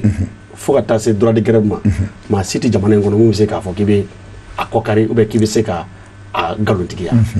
An ka sariya sunba b'a hakɛ di jamanaden bɛɛ ma i ka hakɛ k'i ka laɲiniw kɛ k'i ka yiriwaliw ɲini nka an bɛ waati min na komi sisan ne b'a fɛ ka fɛn fila fɔ fɛn fɔlɔ ye mun ye o ye n'i ye UNTM ka grève in lajɛ ne tɛ taa yɔrɔ jan dɛ bɛɛ ka taa lajɛ objet mun b'a la objet kana don a kɔnɔ dɔrɔn UNTM ye objet mun sɛbɛn u ko analyse générale analyse de la situation générale du Mali. Analyse de la situation générale du Mali, placée sous le sceau de l'objectivité, de la responsabilité et de l'engagement des travailleurs à ne jamais transiger sur les questions nationales. Ni k'i b'a fɔ tubabukan na bamanankan na o ye ko Mali baarakɛla bɛɛ mun bɛ jamana ka cakɛda baaraw la o minnu bɛ kɛnyɛrɛye baarakɛla o olu bi jamana taabolo olu sigi bilen ka a taabolo lajɛ k'a taabolo bɛ tiɲɛ n'i y'o fɔ dɔrɔn i tɛ syndicalisme kɔnɔ bilen i bɛ politique la or syndicat tɔn sariya b'a f'i ye k'a diya i ma i tɛ politique kɛ i tɛ politique kɛ a bɛ fɔ min ma ko grève politique sariya y'a kɔn bi bi in na ni jamana ka fɛgɛyali tɛ syndicat ɲɛmɔgɔ minnu y'an don grève in kɔnɔ i b'u nɔ minɛ ka taa n'u ye kiiribulon na parce que u tɛ grève la grève min ye baarakɛlaw ka hakɛ grève ye mais u bɛ grève la grève min n'a bɛ se ka qualifier politique fili caman bɛ kuma in kɔnɔ u ka kuma kɔnɔ sariya kɔnɔna na an bɛ kuma sariya dɔrɔn de kan i b'a ye décision kelen de bɛ cahier de charge u ka cahier de charge a tout cas u ka préavis kɔnɔ u ko k'u b'a ɲini jamana fɛ u b'a exiger c'est que c'est les ont dit exiger u b'a ɲini gouvernement fɛ bɛnkan fɛn fɛn bɛ yen tɔnw ni gouvernement cɛ kabi san 2014 kana bila bi la ko bɛnkan bɛ wuli ka bɔ yen l'extinction de tous les accords signés de 2014 à 2020 o de sɛbɛn mais m'a fɛ i ka sigi o yɔrɔ kan kosɛbɛ pour que maliɲɛw b'a faamu bɛnkan fɛn fɛn bɛ yen syndicat tɔnw ni gouvernement cɛ kabi 2014 ko k'o accord bɛɛ wuli ka bɔ yen u y'o de fɔ o de sɛbɛnnen bɛ décide n'i y'a da décide dɔrɔn i b'a sɛbɛnnen exige du gouvernement l'extinction de tous les accords signés de 2014 à 2020 a ti faamu u bɛ k'a fɔ ko ka o bɛnkan minnu wuli ka bɔ yen o bɛnkanw lawaleya baliya u y'o de fɔ ko de y'olu bila ka taa grève la n b'a fɛ mɔgɔw k'a faamu ka ɲɛ justement bɛɛ kulo la bɛnkan minnu ma lawaleya parce que bɛnkan ninnu na n'i y'u ka 2019 bɛnkanw lajɛ i bɛ taa sɔrɔ point 8 bɛ yen olu ma waleya sous point 7 bɛ yen olu ma lawaleya u y'a fɔ ko o point 8 na waleya baliya n'o sous point 7 la waleya baliya de b'a to k'olu bɛ taa grève la olu dun y'a fɔ ko ka bɛnkan wuli ka bɔ yen o ni dun ye 2019 bɛnkan dɔ de ye i ko ka bɛnkan wuli ka bɔ yen e bɛ ka taa grève la tuguni ko parce que ko bɛnkan ma wuli incohérence b'a la o kɔfɛ i bɛ fɛn caman ye u bɛ laɲini minnu kɛ k'a ye k'a fɔ ko i bɛ charte ko fɔ k'a fɔ ko u bɛ accord minnu fɔ nin fo ka taa se u da donna bɛnkan dɔw bɛ yen bi u m'a f'u dajɛ la nka i bɛɛ b'a faamu k'u kan bɛ bɛnkan minnu ma i n'a fɔ magistrats ka bɛnkan i n'a fɔ article 39 bɛnkanw u da m'a fɔ nka n'i y'u ka sɛbɛn préavis kalan i b'a faamu k'a fɔ k'u bɛ u kan bɔ de ma jamana hakɛ bɛɛ bɛ hakɛ ɲini hakɛ minnu bɛ article 39 ni bi hakɛ tɛ magistrats ka hakɛ ye bi hakɛ fana tɛ c'est des accords qui datent de loin n'a waleyara sisan i b'a sɔrɔ gardien de y'a waleyali sisan n b'a fɛ ka mun fɔ filanan na ni jamanaden bɛɛ bɛ mun faamu o ye anw mun bɛ sariya baara la anw ka grève faamu sira kelen grève bɛ kɛ sur la base d'un cahier de charge UNTM ye cahier de charge fɔlɔ min bila IBK fanga tile la point fila de tun ye cahier de charge kɔnɔ u ko ka l'âge de départ à la retraite ko k'o lajanya ni san 3 ye mɔgɔ min kan ka taa retraite la ko ka dɔ fara olu ka baara si kan ni san 3 ye sɔn kɛra o ma u ko tuguni ko ka grille salariale ko k'a réviser sɔn kɛra o fana ma o de tun ye point fila ye u ka cahier de charge la point wɛrɛ tun bɛ yen dɛ mais olu gouvernement bɛnna ni point fila kan olu yɛrɛ ye janvier 2020 olu ye moratoire kɛ k'a fɔ ko k'a to ni bɛnkan in kɛra olu yɛrɛ bɛ sɔn bi k'a fɔ ko jamana bɛ yɔrɔ la bi bi in na ko cogo si la jamana ka fɛgɛya ni jamana basigibaliya ko t'a to bilen k'a fɔ k'i bɛ t'i ka hakɛw ɲini u ye moratoire kɛ gouvernement ma moratoire kɛ dɛ UNTM de ye communiqué kɛ k'a fɔ ko nin waati in ti hakɛ ɲini waati ye nka ka tila ka na o UNTM kelen ye bi a y'a fɔ kun min na ko hakɛ ɲini waati tɛ a ye kun minnu fɔ ale y'a fɔ a ka préavis kɔnɔ ko IBK fanga binni y'a jira k'a fɔ ko an ka jamana tɛ jamana jɔlen ye ko ça a mis à nu la faillite de l'État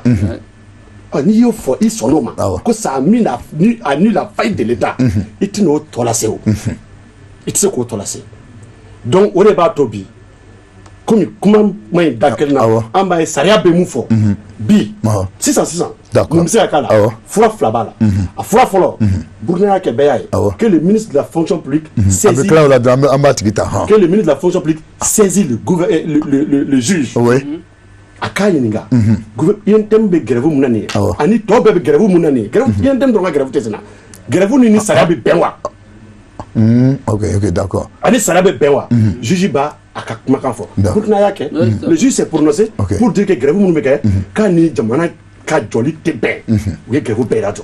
donc o y'a fura dɔ ye bi mun bɛ se ka kɛ teliya la ka dankari nin fɛn nin na parce que a ma ɲi jamanaden si d'accord donc an b'a ɲini aw fɛ comme an y'a fɔ cogo min na donc waati mu kun dira ma donc bɛɛ y'i ta fɔ mais auditeur fana b'a nɔfɛ ka ɲininkali dɔ fana kɛ donc ko dɔ b'an kɔ voilà d'accord allo allo ça va ouais an so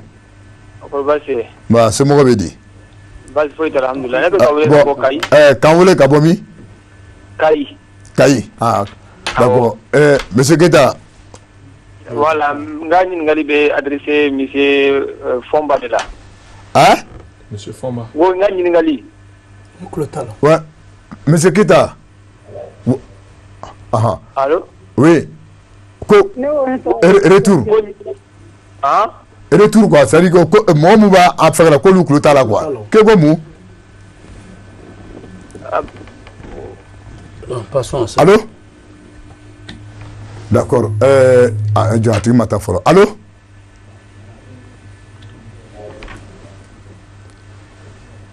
allô Un autre. Allô? oui Ancho Monsieur Somɔgɔ bɛ di? somɔgɔ bɛ di Tɔɔrɔ foyi t'u la. k'an wele ka bɔ min Ka bɔ Mopti, jeli ka ah Cero. Jeli ka Cero ka bɔ Mopti. ah jeli ka cero ka bɔ Mopti Awɔ. ahan Ne kun bɛ fɛ ka ɲininkali min kɛ. oui madame N ko sisan IMT mɔgɔw ka grève ninnu kɔni. bon an tɛ retour sɔrɔ la donc madame an tulo cira ka ɲɛ voilà allô Allo oui. voilà an tulo bira sisan Ne ko ahan a kun ka di ne ye IMT mɔgɔw ka grève émission a ka nin débat in kɔfɛ. ahan N'aw kun bɛ se ka émission kɛ collectivité fana kan quoi. Ils sont en grève. Collectivité awɔ parce que ahan collectivité mɔgɔw fana bɛ grève la mais olu ta ye sarako de ye. ahan N'a dun fɔra ko bɛɛ k'i ka droit kɔni fɔ jamana kɔnɔ ko mɔgɔ dɔ bɛ yen olu bɛ baara la o tɛ sara o fara kuma ka gɛlɛn dɔɔni dɛ. ok voilà donc sisan a bɛ se k'a lajɛ n'a bɛ se ka collectivité mɔgɔw fana wele u ka se ka na kuma ka mɔgɔw la faamuya ko la quoi. ok voilà an ka foli b'aw ye. d'accord merci beaucoup i ni ce ok allô oui allô Ancho bah ça va ah ouais ça va comme passé hɛrɛ dɔrɔn bah oui je suis intervenu quoi awɔ concernant le sujet bon je vois que Moussa Maraka parti Yelema représentant jɔn et Moussa Maraka parti Yelema yɛlɛma allô Moussa Maraka parti yɛlɛma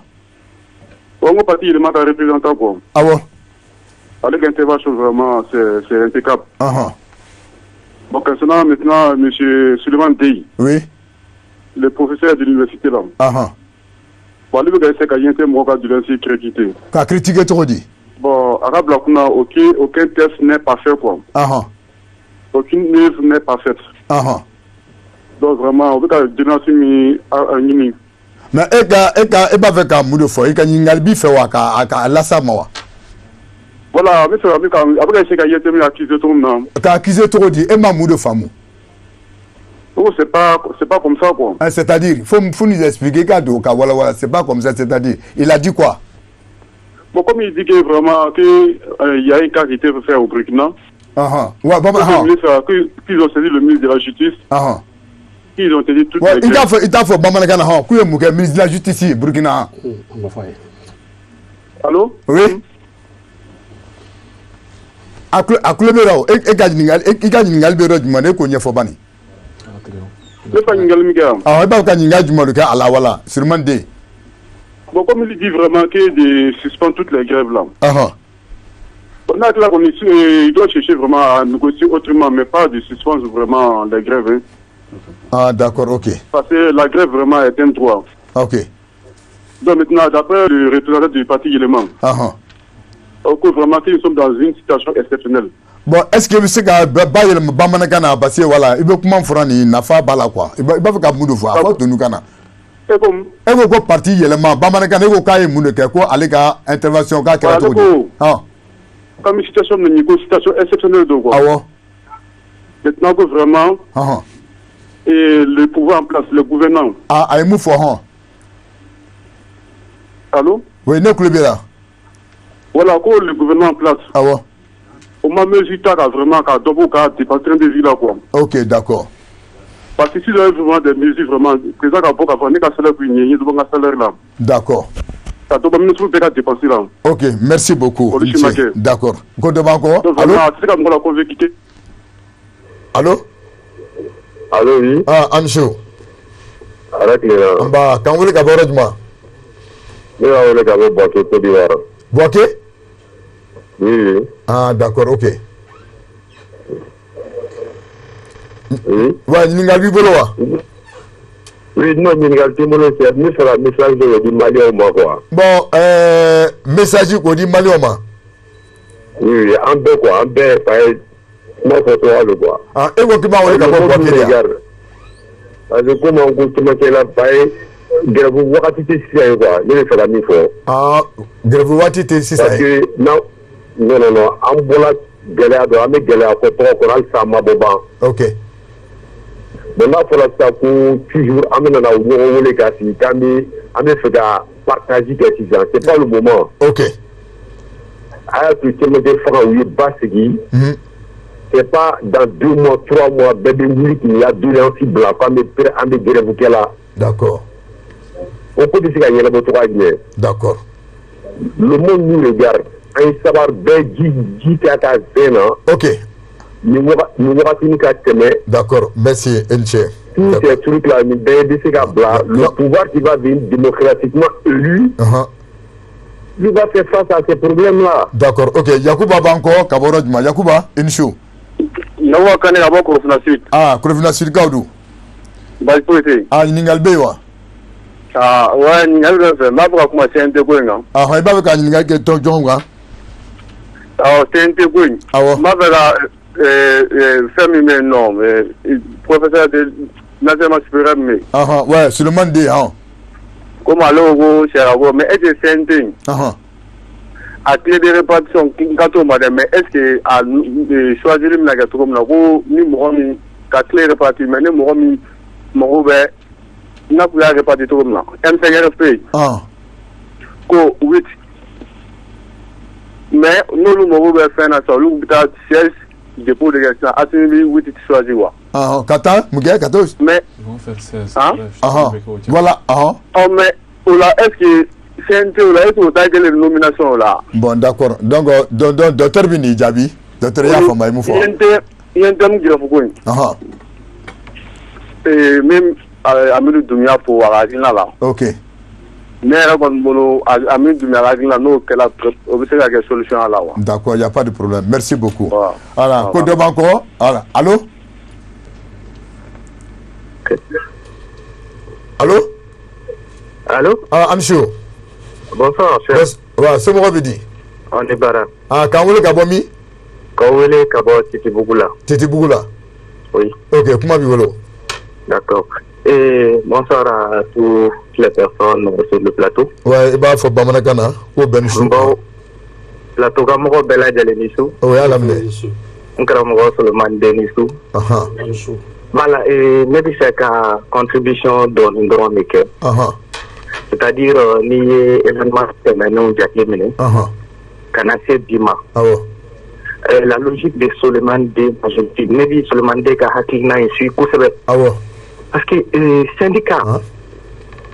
d'Europe devant la vraiment il faut que anga intellectuel ou anga jamana kanubla bela jelene ok parce que voyez au lieu de ya fo population civile wulileng kabo no yantemi ko jamana sengenendo comme Solomon D bora ka mun fo o ni ti manke kumai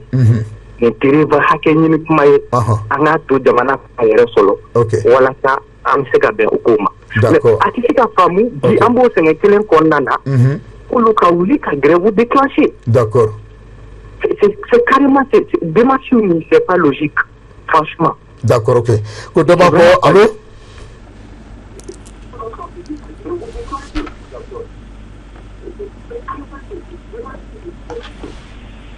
allô allô Aruna, ça va?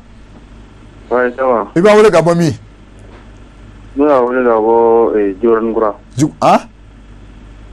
Djorangura comme demandé. Ah, d'accord, ok. Donc, on y a vu Boloa. Ah, et n'y a pas de boulot. Il y a beaucoup de fonds. Cassé Fombama. Il faut le fond. Allô? Oui, un club là, Fomba club là.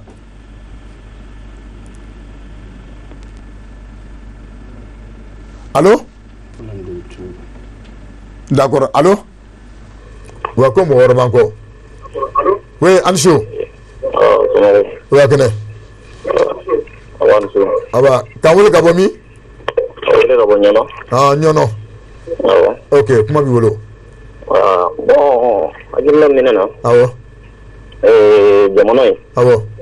Akanu ban bela jelena. Amu? Akanu ban bela jelena quoi. A galum be ban jeleka hon. Voilà, donc ala ka kanu ala ka jidali di. Ami. Bon, yente mo ko ni gerewu. Anta mu mana.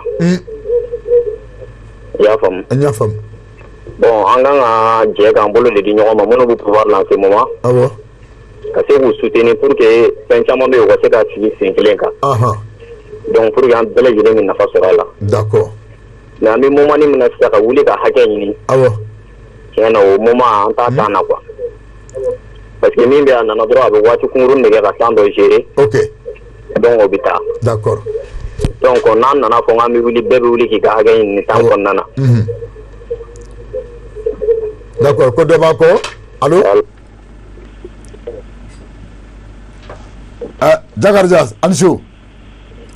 Oui. Jakarja doa. Oui. Ah, et ben vous le Gabomi Jakarja. D'abord, Bamako. D'accord, ok. Yamana, c'était vous. D'accord, comment vous voulez? Oui. Yamana, c'était vous. Awa, Afamina Jakarja, Ningal Biboloa. Oui. Ouais, il gagne Ningal Bijono, nous savons, nous nanna. Allô? Oui. En club là. Voilà. Et après, comment il s'appelle? Yelema Tché Minfo. Ah, Amirou Dumia, parti Yelema. Voilà. Au cas intervention des cas impossibles quoi. Parce que il faut voir on Kamiba Nyemo tourner là-dedans. Ah bon. Voilà, donc ni Nyemo est dans le bon terrain de vie là. On va tout comment vous d'abdonner quoi. Parce que dans la journée barakela de. Ah bon. Donc barakadre kono. Yiriwali kadi be kata. OK. Voilà, yiriwali kadi barakela bela journée. D'accord. Bela journée ga demoya ka kel lafia kono o kadi bela journée. OK. Donc ni nyabala e de barala. Ah bon.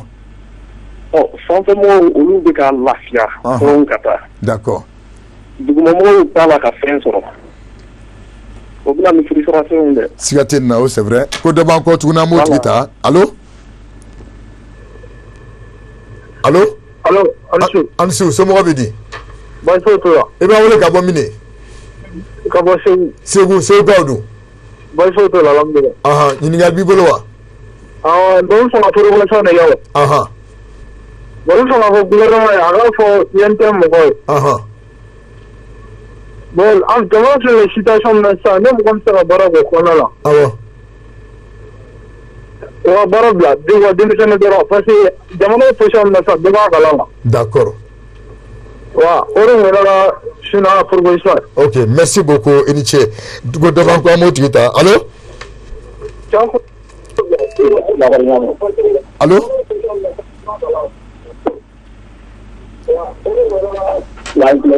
Ah, c'est mon Robedi. Allô, ça va? Oui, ça va, ça va. Bonjour et bienvenue chez Kabbalah. Allô, ça va? Wakene. Amba. Amba. Quand vous le cabarez, moi? Ami de Djibo de Sevenoro. Ah, d'accord, ok. Ama fo ka bargada. Aya lamne. Ama nga tribuga fo. Aya lamne. Ama nga tribuga nyinga no e malde munu be ko fe. Awo. Na tro ulu be fonga do me fonga mam no me bla. assemblée non na CNT kono hein n'a sɔrɔ olu bɛ don yen kɔ n'o bɔra yen an bɛna yɛlɛma cɛ ɲininka yɛlɛma cɛw ko yɛlɛma y'a jira k'u tɛ don assemblée kɔnɔ mais olu tɛ don assemblée kɔnɔ mais olu hakilina ko ye jumɛn ye jɔn de ka don yen n'a bɔra an bɛ tila ka na Fɔnba ɲininka Fɔnba ko ma ko ale bɛ don assemblée kɔnɔ pour que ale ka kɛ ɲɛmɔgɔ ye hali n'a sɔrɔ Mali bɛ ɲɛ ka tɛmɛ a kan ale kɔni b'i cɛsiri cogoya bɛɛ la ale ka don ni Malidenw sɔnna k'ale ka taa kɔ mais ne bɛ Fɔnba ɲininka o kuma min i bɛ k'a to fanga na ale tun b'a la ka maa min dɛmɛ o ma bi yan ale tun bɛ ka mɔgɔ min dɛmɛ ko ma bi yan n'o bɔra yen an b'a fɔ an ka syndicat min b'a la ka syndicat ninnu ko ka jiw ɲininka n'a sɔrɔ a bɛ bɛn a tɛ bɛn mais an ka syndicat ninnu ma jɔ u ma sigi Mali dɛmɛ kama o fanga fɛn o fɛn na fanga bɛɛ n'u ka syndicat de don syndicat dɔw ye kɛlɛ kɛ ko ka jamana ɲɛmɔgɔ ka bin mais syndicat tɔ minnu bɛ est-ce que olu bɛ sɔn jamana minnu fɛn ko ka ɲɛ u bolo syndicat bɛ sɔn voilà il y a ɲininkali o de quoi n'a sɔrɔ min bɛ se ka jaabi o la d'accord ok bon donc comme an y'a fɔ sisan o y'a jira k'a fɔ ɲininkali mun posera donc bɛɛ b'i ta jaabi d'un côté donc Fɔnba an b'a commencer la kɛ bon d'abord ɲininkali ba ma kɛ ne la mais n bɛ fɛ ka fɛn min fɔ Ami de ye proposition min fɔ ko ka dɔ bɔ terrain de vie la o tɛ se ka kɛ ten ninnu tɛ se k'o k'u yɛrɛ ma CNT sigilen bɛ o de kama loi dɔ de votera ka président ka hakɛ d'a ma ka ministre ka hakɛ d'a ma o de kama an y'a fɔ n'a bɛ mɔgɔ min kɔnɔ ko CNT k'a bɛ na sigi de ko minnu bɛ ka na ko wari de bɛna cɛ ka d'u ma an yɛrɛ y'o fɔ o wari ko yɛrɛ u ka belebeleba b'o la wari ɲini yɔrɔ tɛ o CNT in de bɛna sariya minnu ta pour que hali ministre minnu tɛ ka minɛ k'u minɛ fagali minnu kɛra k'o dɔn olu kɛlen ka dɔ b'u ka sɔrɔ la u bɛ loi de fɛnɛ ta CNT kɔnɔ ka dɔ bɔ président ta la ka dɔ bɔ ministre ta la o de kama CNT nafa ka bon u tɛ k'a f'u yɛrɛ ma parce que sariya dɔ de ye président ka wari d'a ma sariya dɔ de ye ministre ka avantage d'u ma u ye loi de finance dɔ de voter donc an bɛ sigi k'o sariya ninnu de fɛsɛfɛsɛ k'a bɛɛ lajɛ min bɛ hɛrɛ la mun tɛ hɛrɛ la o de y'a kɛ CNT ko nafa ka bon donc a ye min fɔ k'an ko an bɛ don CNT la an ko n'an y'a sɔrɔ an bɛ don parce que jamana ko yɛlɛma a miirina mun b'an na ani an b'a fɛn minnu kɛ par exemple fɛn dɔ tɛ kɛ député bulon na an bɛ se k'o kɛ nin CNT la an bɛ se ka sariya dɔ ta min m'a to député bulon minnu bɛ wasa bulon kɔnɔ u ka taa Mali nafolo bɛ don yɔrɔ o yɔrɔ k'a bɛɛ sɛgɛsɛgɛ vérificateur ye rapport min kɛ k'a di wasa bulon ma u ka enquête kɛ ka mɔgɔw k'u ladon wo kɔnɔ donc fɛn nafa ka bon maintenant mun ye grève ko ta fanfɛla ye an y'a bɛɛ y'a dɔn ko hakɛ don terrain de vie kan ka diminuer fɛn bɛɛ kan ka kɛ mais jamana jɔ waati la an bɛ se k'olu to yen sinon mais e kuma dɔ fɔ sisan e ko n bɛ kuma tigɛ ko n'a sera ka don n'a donna kɔnɔ mais c'est que e ma ka dossier déposé non o tɛ ne ye dossier déposé mais sugantili bɛ se ka kɛ a bɛ se ka kɛ u ka sugantili bɛ bɛn ne ma a bɛ se ka kɛ u ka sugantili tɛ bɛn ne ma o kun ye min n'a ma bɛn ma fɛnɛ n'i kɔni taara i ka dossier déposé i ye fasoden ɲumanya de kɛ o i y'a yira k'i bɛ fɛ ka contribuer ne ye o yɔrɔ de fɔ donc mais min fara nin yɔrɔ kan an caman bɛ grève la bi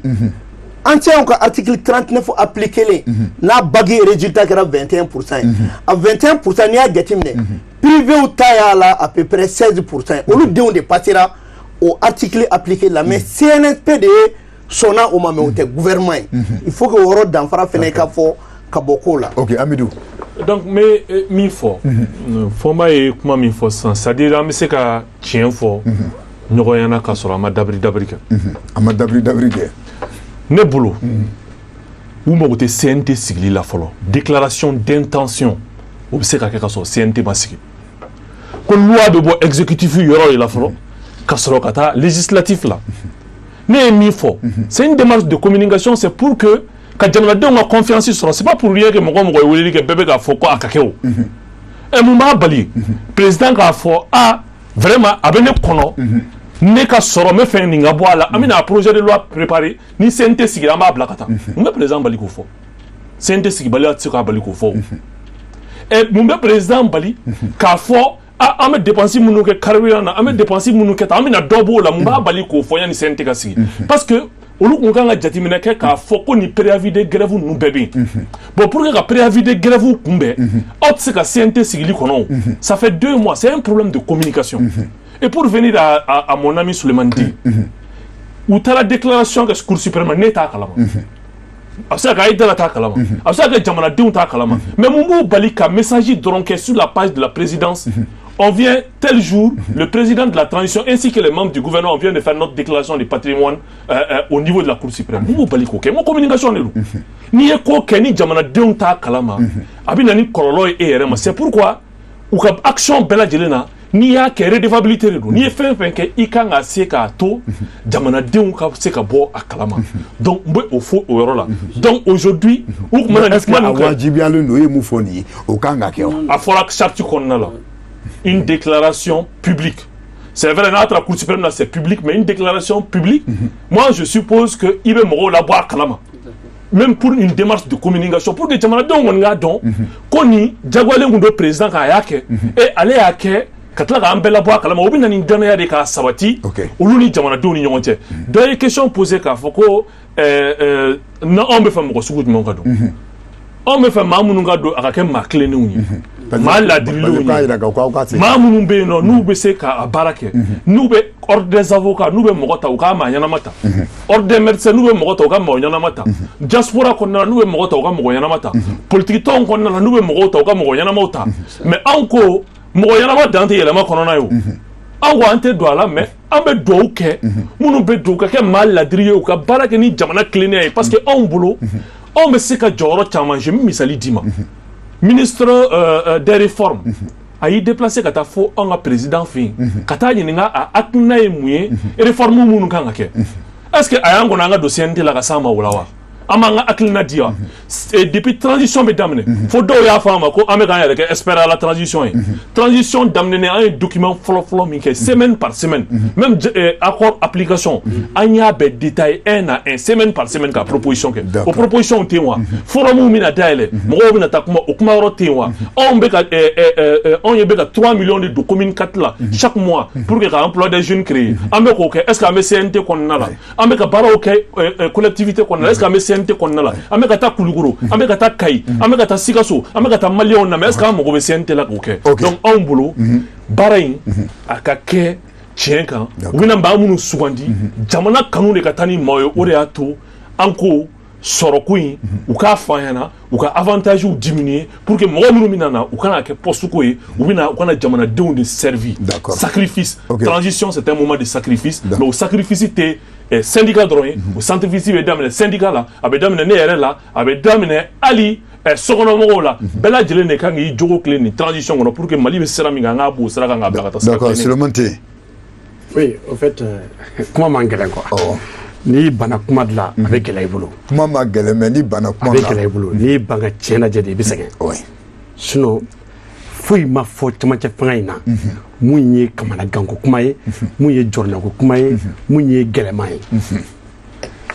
amidu be mo fo aka nogotan na jibena temesara do ok a fora gouvernement be blocage fefena jagwa yoyi parce que tama ca saria sunya fo chati ba fodi ko ni sente sigira gouvernement de benna fédératu babulu parce que ñoñe bamu kera o charte na fédératu transition fédératu bola body fédératu bene tama ci fanga nga baramu ke o bara la telento ko cementia fora de santé de la premier ministre de benna kaka plan d'action yira ani ka chronogramme bo santé de bo valider ni santé mo valider o bisa ko wéré gade mais o bi yere ci la n'a fa be ka mu fo kata mais mine ministre ma fa kata CSDM mo fi ma fa kata fo mi se kata ke non mais sariya ye mu fo a tu se ka barake mais be ko de finyana OK bara be damine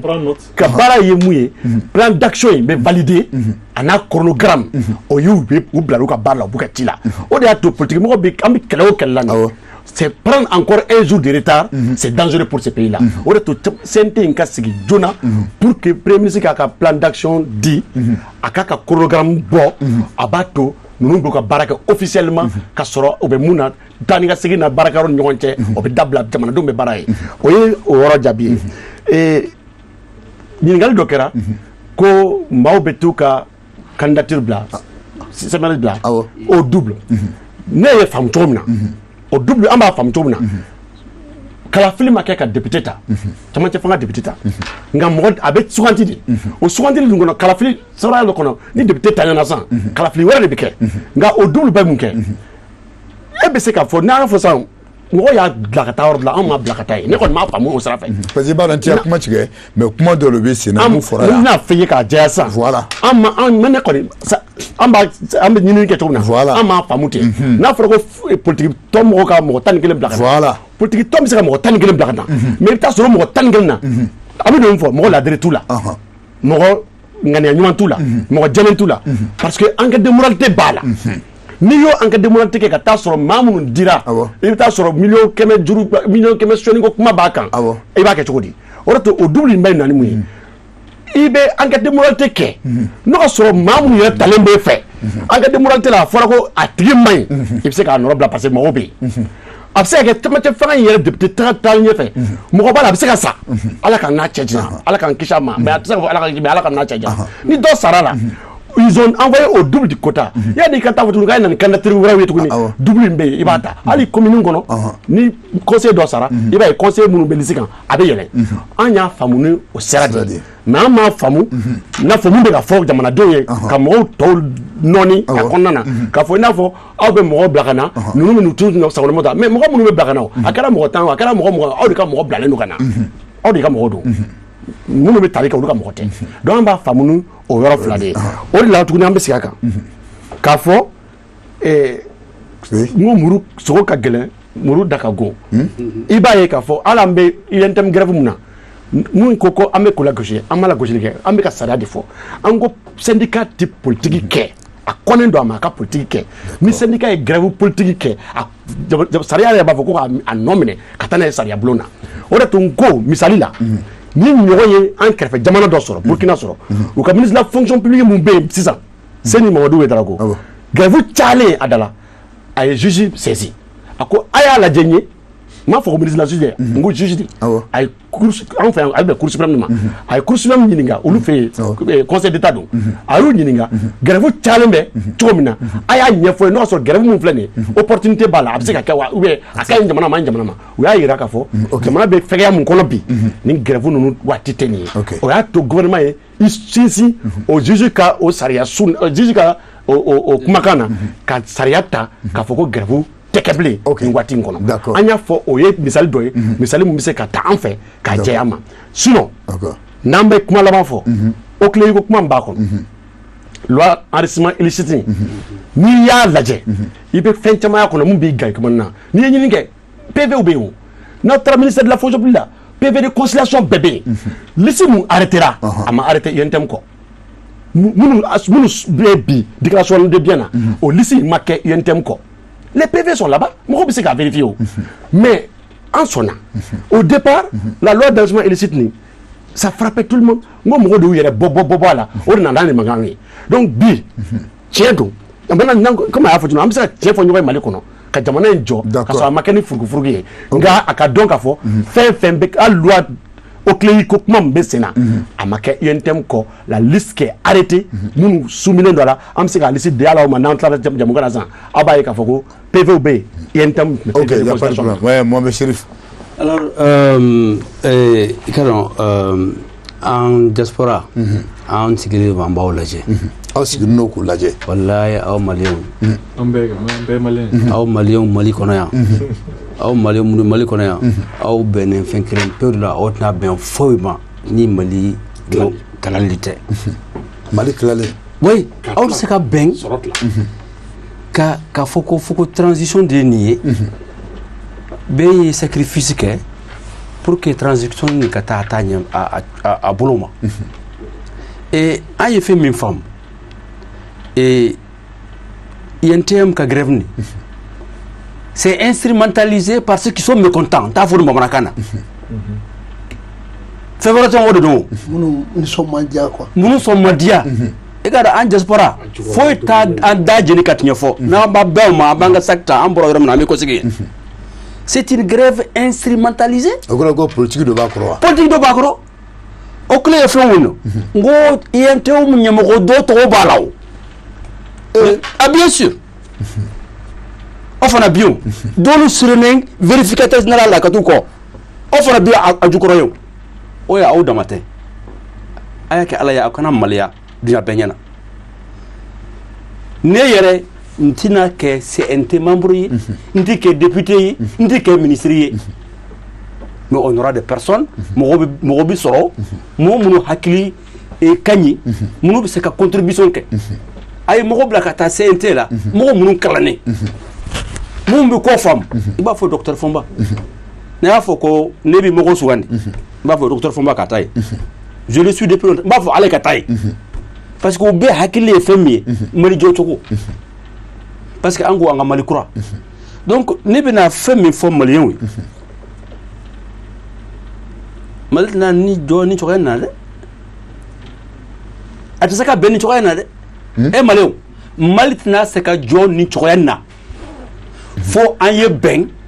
ka fo ko mi be 5 ans ambe se ko nyonkri ko nyonkri transition ka ban ka fo transition mo ko fona e aw se ka fonye ko transition kalotani anisegi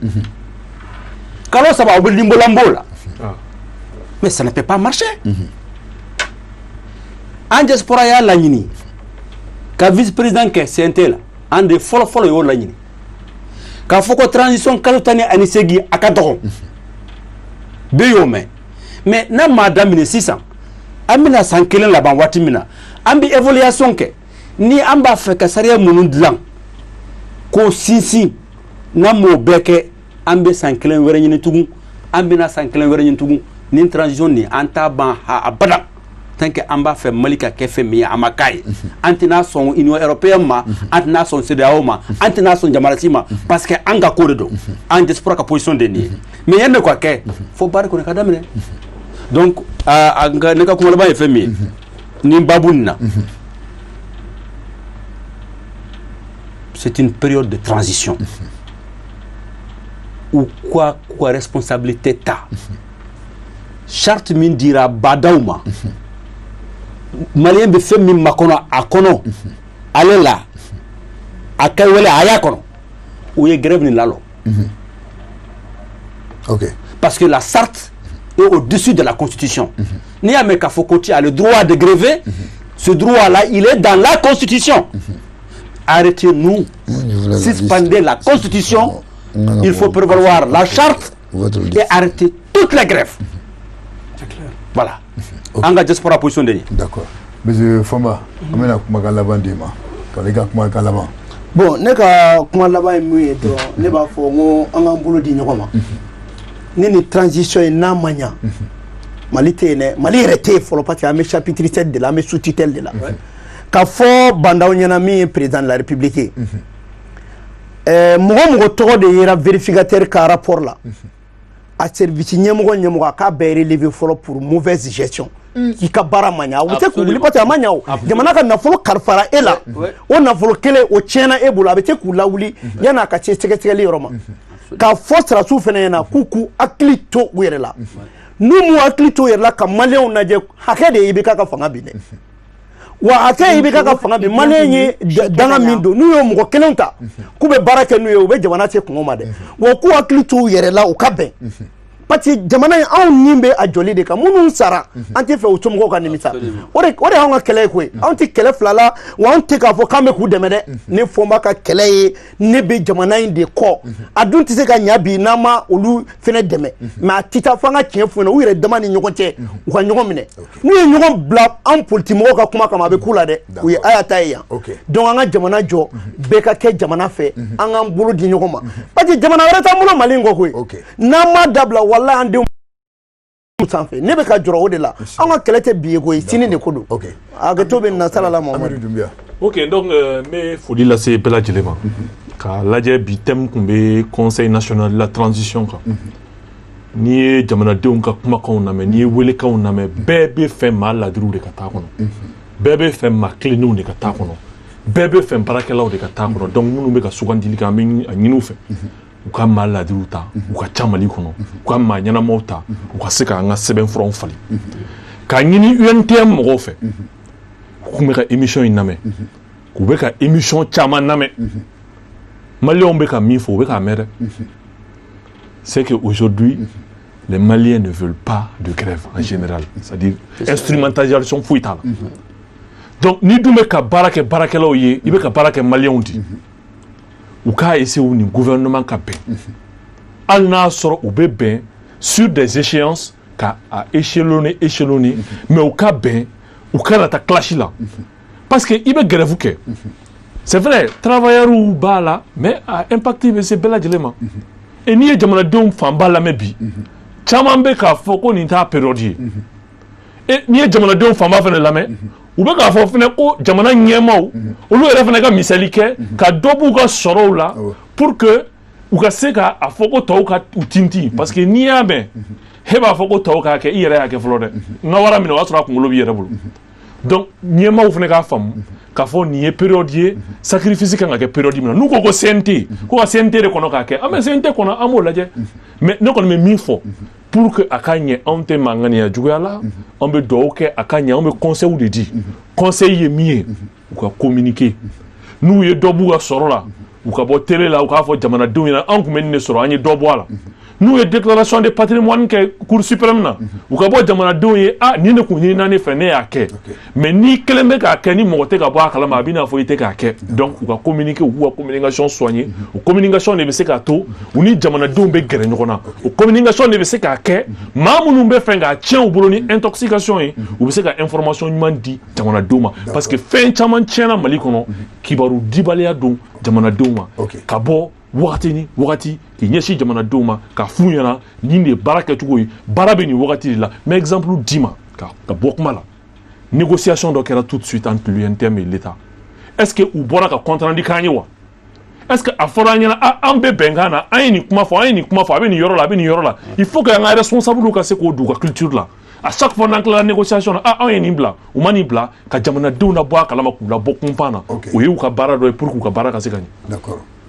Docteur Silomane. Oui, an bɛ mun dɔn o ye n'i ye camancɛ fanga nalen jamana kɔnɔ o kɔrɔ k'an sera dakun dɔ de la dɔw b'a ɲininkali kɛ n'o ka sɔrɔ jamana yɛrɛ bɛ anw bolo n delila k'a fɔ n ka kuma caman kan kuma caman na plateau sanfɛ o jamana tɛ anw bolo ka d'a kan jamana ye Kayi fo Kidali ye hali ka diya fo Tawudeni avec les nouvelles régions créées i b'a ye dɔrɔn k'a fɔ ko n'i y'an ka jamana lajɛ bi jamana marabagaw bɛ yɔrɔ min na bi o de ka dɔgɔ jamana sɔrɔsiw bɛ fan bɛɛ dɛ nka minnu bilalen jamana mara la jamana baara la i b'a ye olu tɛ jamana fan bɛɛ a bɛ fɔ min ma ko administration tɛ jamana yɔrɔ bɛɛ o de tun b'a fɔ don o don ko Mali tɛ Bamakɔ ye fo an bɛɛ de kɛw to an hakili la ko dɔ bɛ hali sini sɔgɔma dalen jɔrɔ la ka bɔ a ka denbaya kɔrɔ ou bien a n'a ka denbaya tɛ ɲɔgɔn kan n'an y'an miiri o la an ma miiri Mali la o de la i b'a ye k'a fɔ ko camancɛ fanga ye Maliden bɛɛ de kan ka fara ɲɔgɔn kan a ka d'an ye o wajibi don an ma an k'a dɛmɛ a man d'an ye yɛrɛ o wajibi don an ma an k'a dɛmɛ parce que ni camancɛ fanga in porokotɔla an bolo a bɛ wolo mun na an tɛ Ala deli hali k'o dɔn nka a tɛ wolo ɲuman na minnu yɛrɛ b'a fɛ bi ka gɛlɛya s'a ma olu tɛna se ka jamana in fana mara n'a porokotɔla an bolo o de to bɛɛ k'i fara ɲɔgɔn kan an ka ɲɔgɔn dɛmɛ grève min bɛ sen na fana an bɛ ka sinsin INTM kan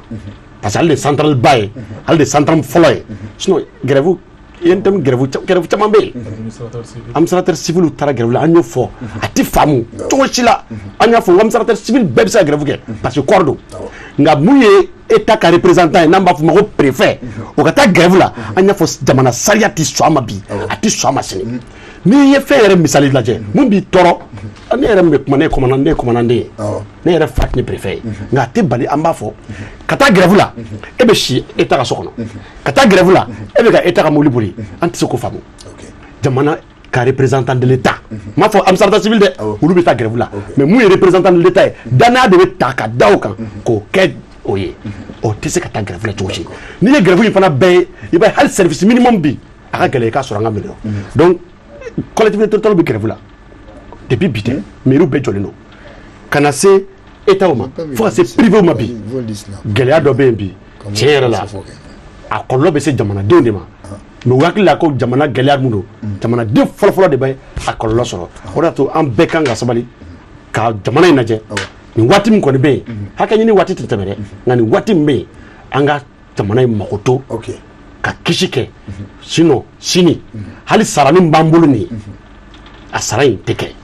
n'o dun fana ma kɛ o bɛ wolo mun wɛrɛ la bɛɛ fana b'o fana kɛ. ok vraiment an bɛ aw fo ka walima dɔn donc waati min kun dira ma o de ye donc mun ye docteur Abakasiri Fonba donc an b'i fo k'i walima dɔn n'o tɛmɛna ka bɔ Amidu Dunbiya parti yɛlɛma an b'i fana fo donc Mohamed Sherif Aïdara donc an b'i fana fo kosɛbɛ donc docteur Suleiman Den k'a fana fo voilà an cɛ donc mɔgɔ min kun b'an ka fɛ an bɛ Mohamed Keita an b'a fo kosɛbɛ ka tɛmɛ Adama S Kulibali k'a fo Bala Traoré ani Sogore ka chef technicien fɛn o fɛn bɛ yen u bɛɛ fo donc a k'an bɛn.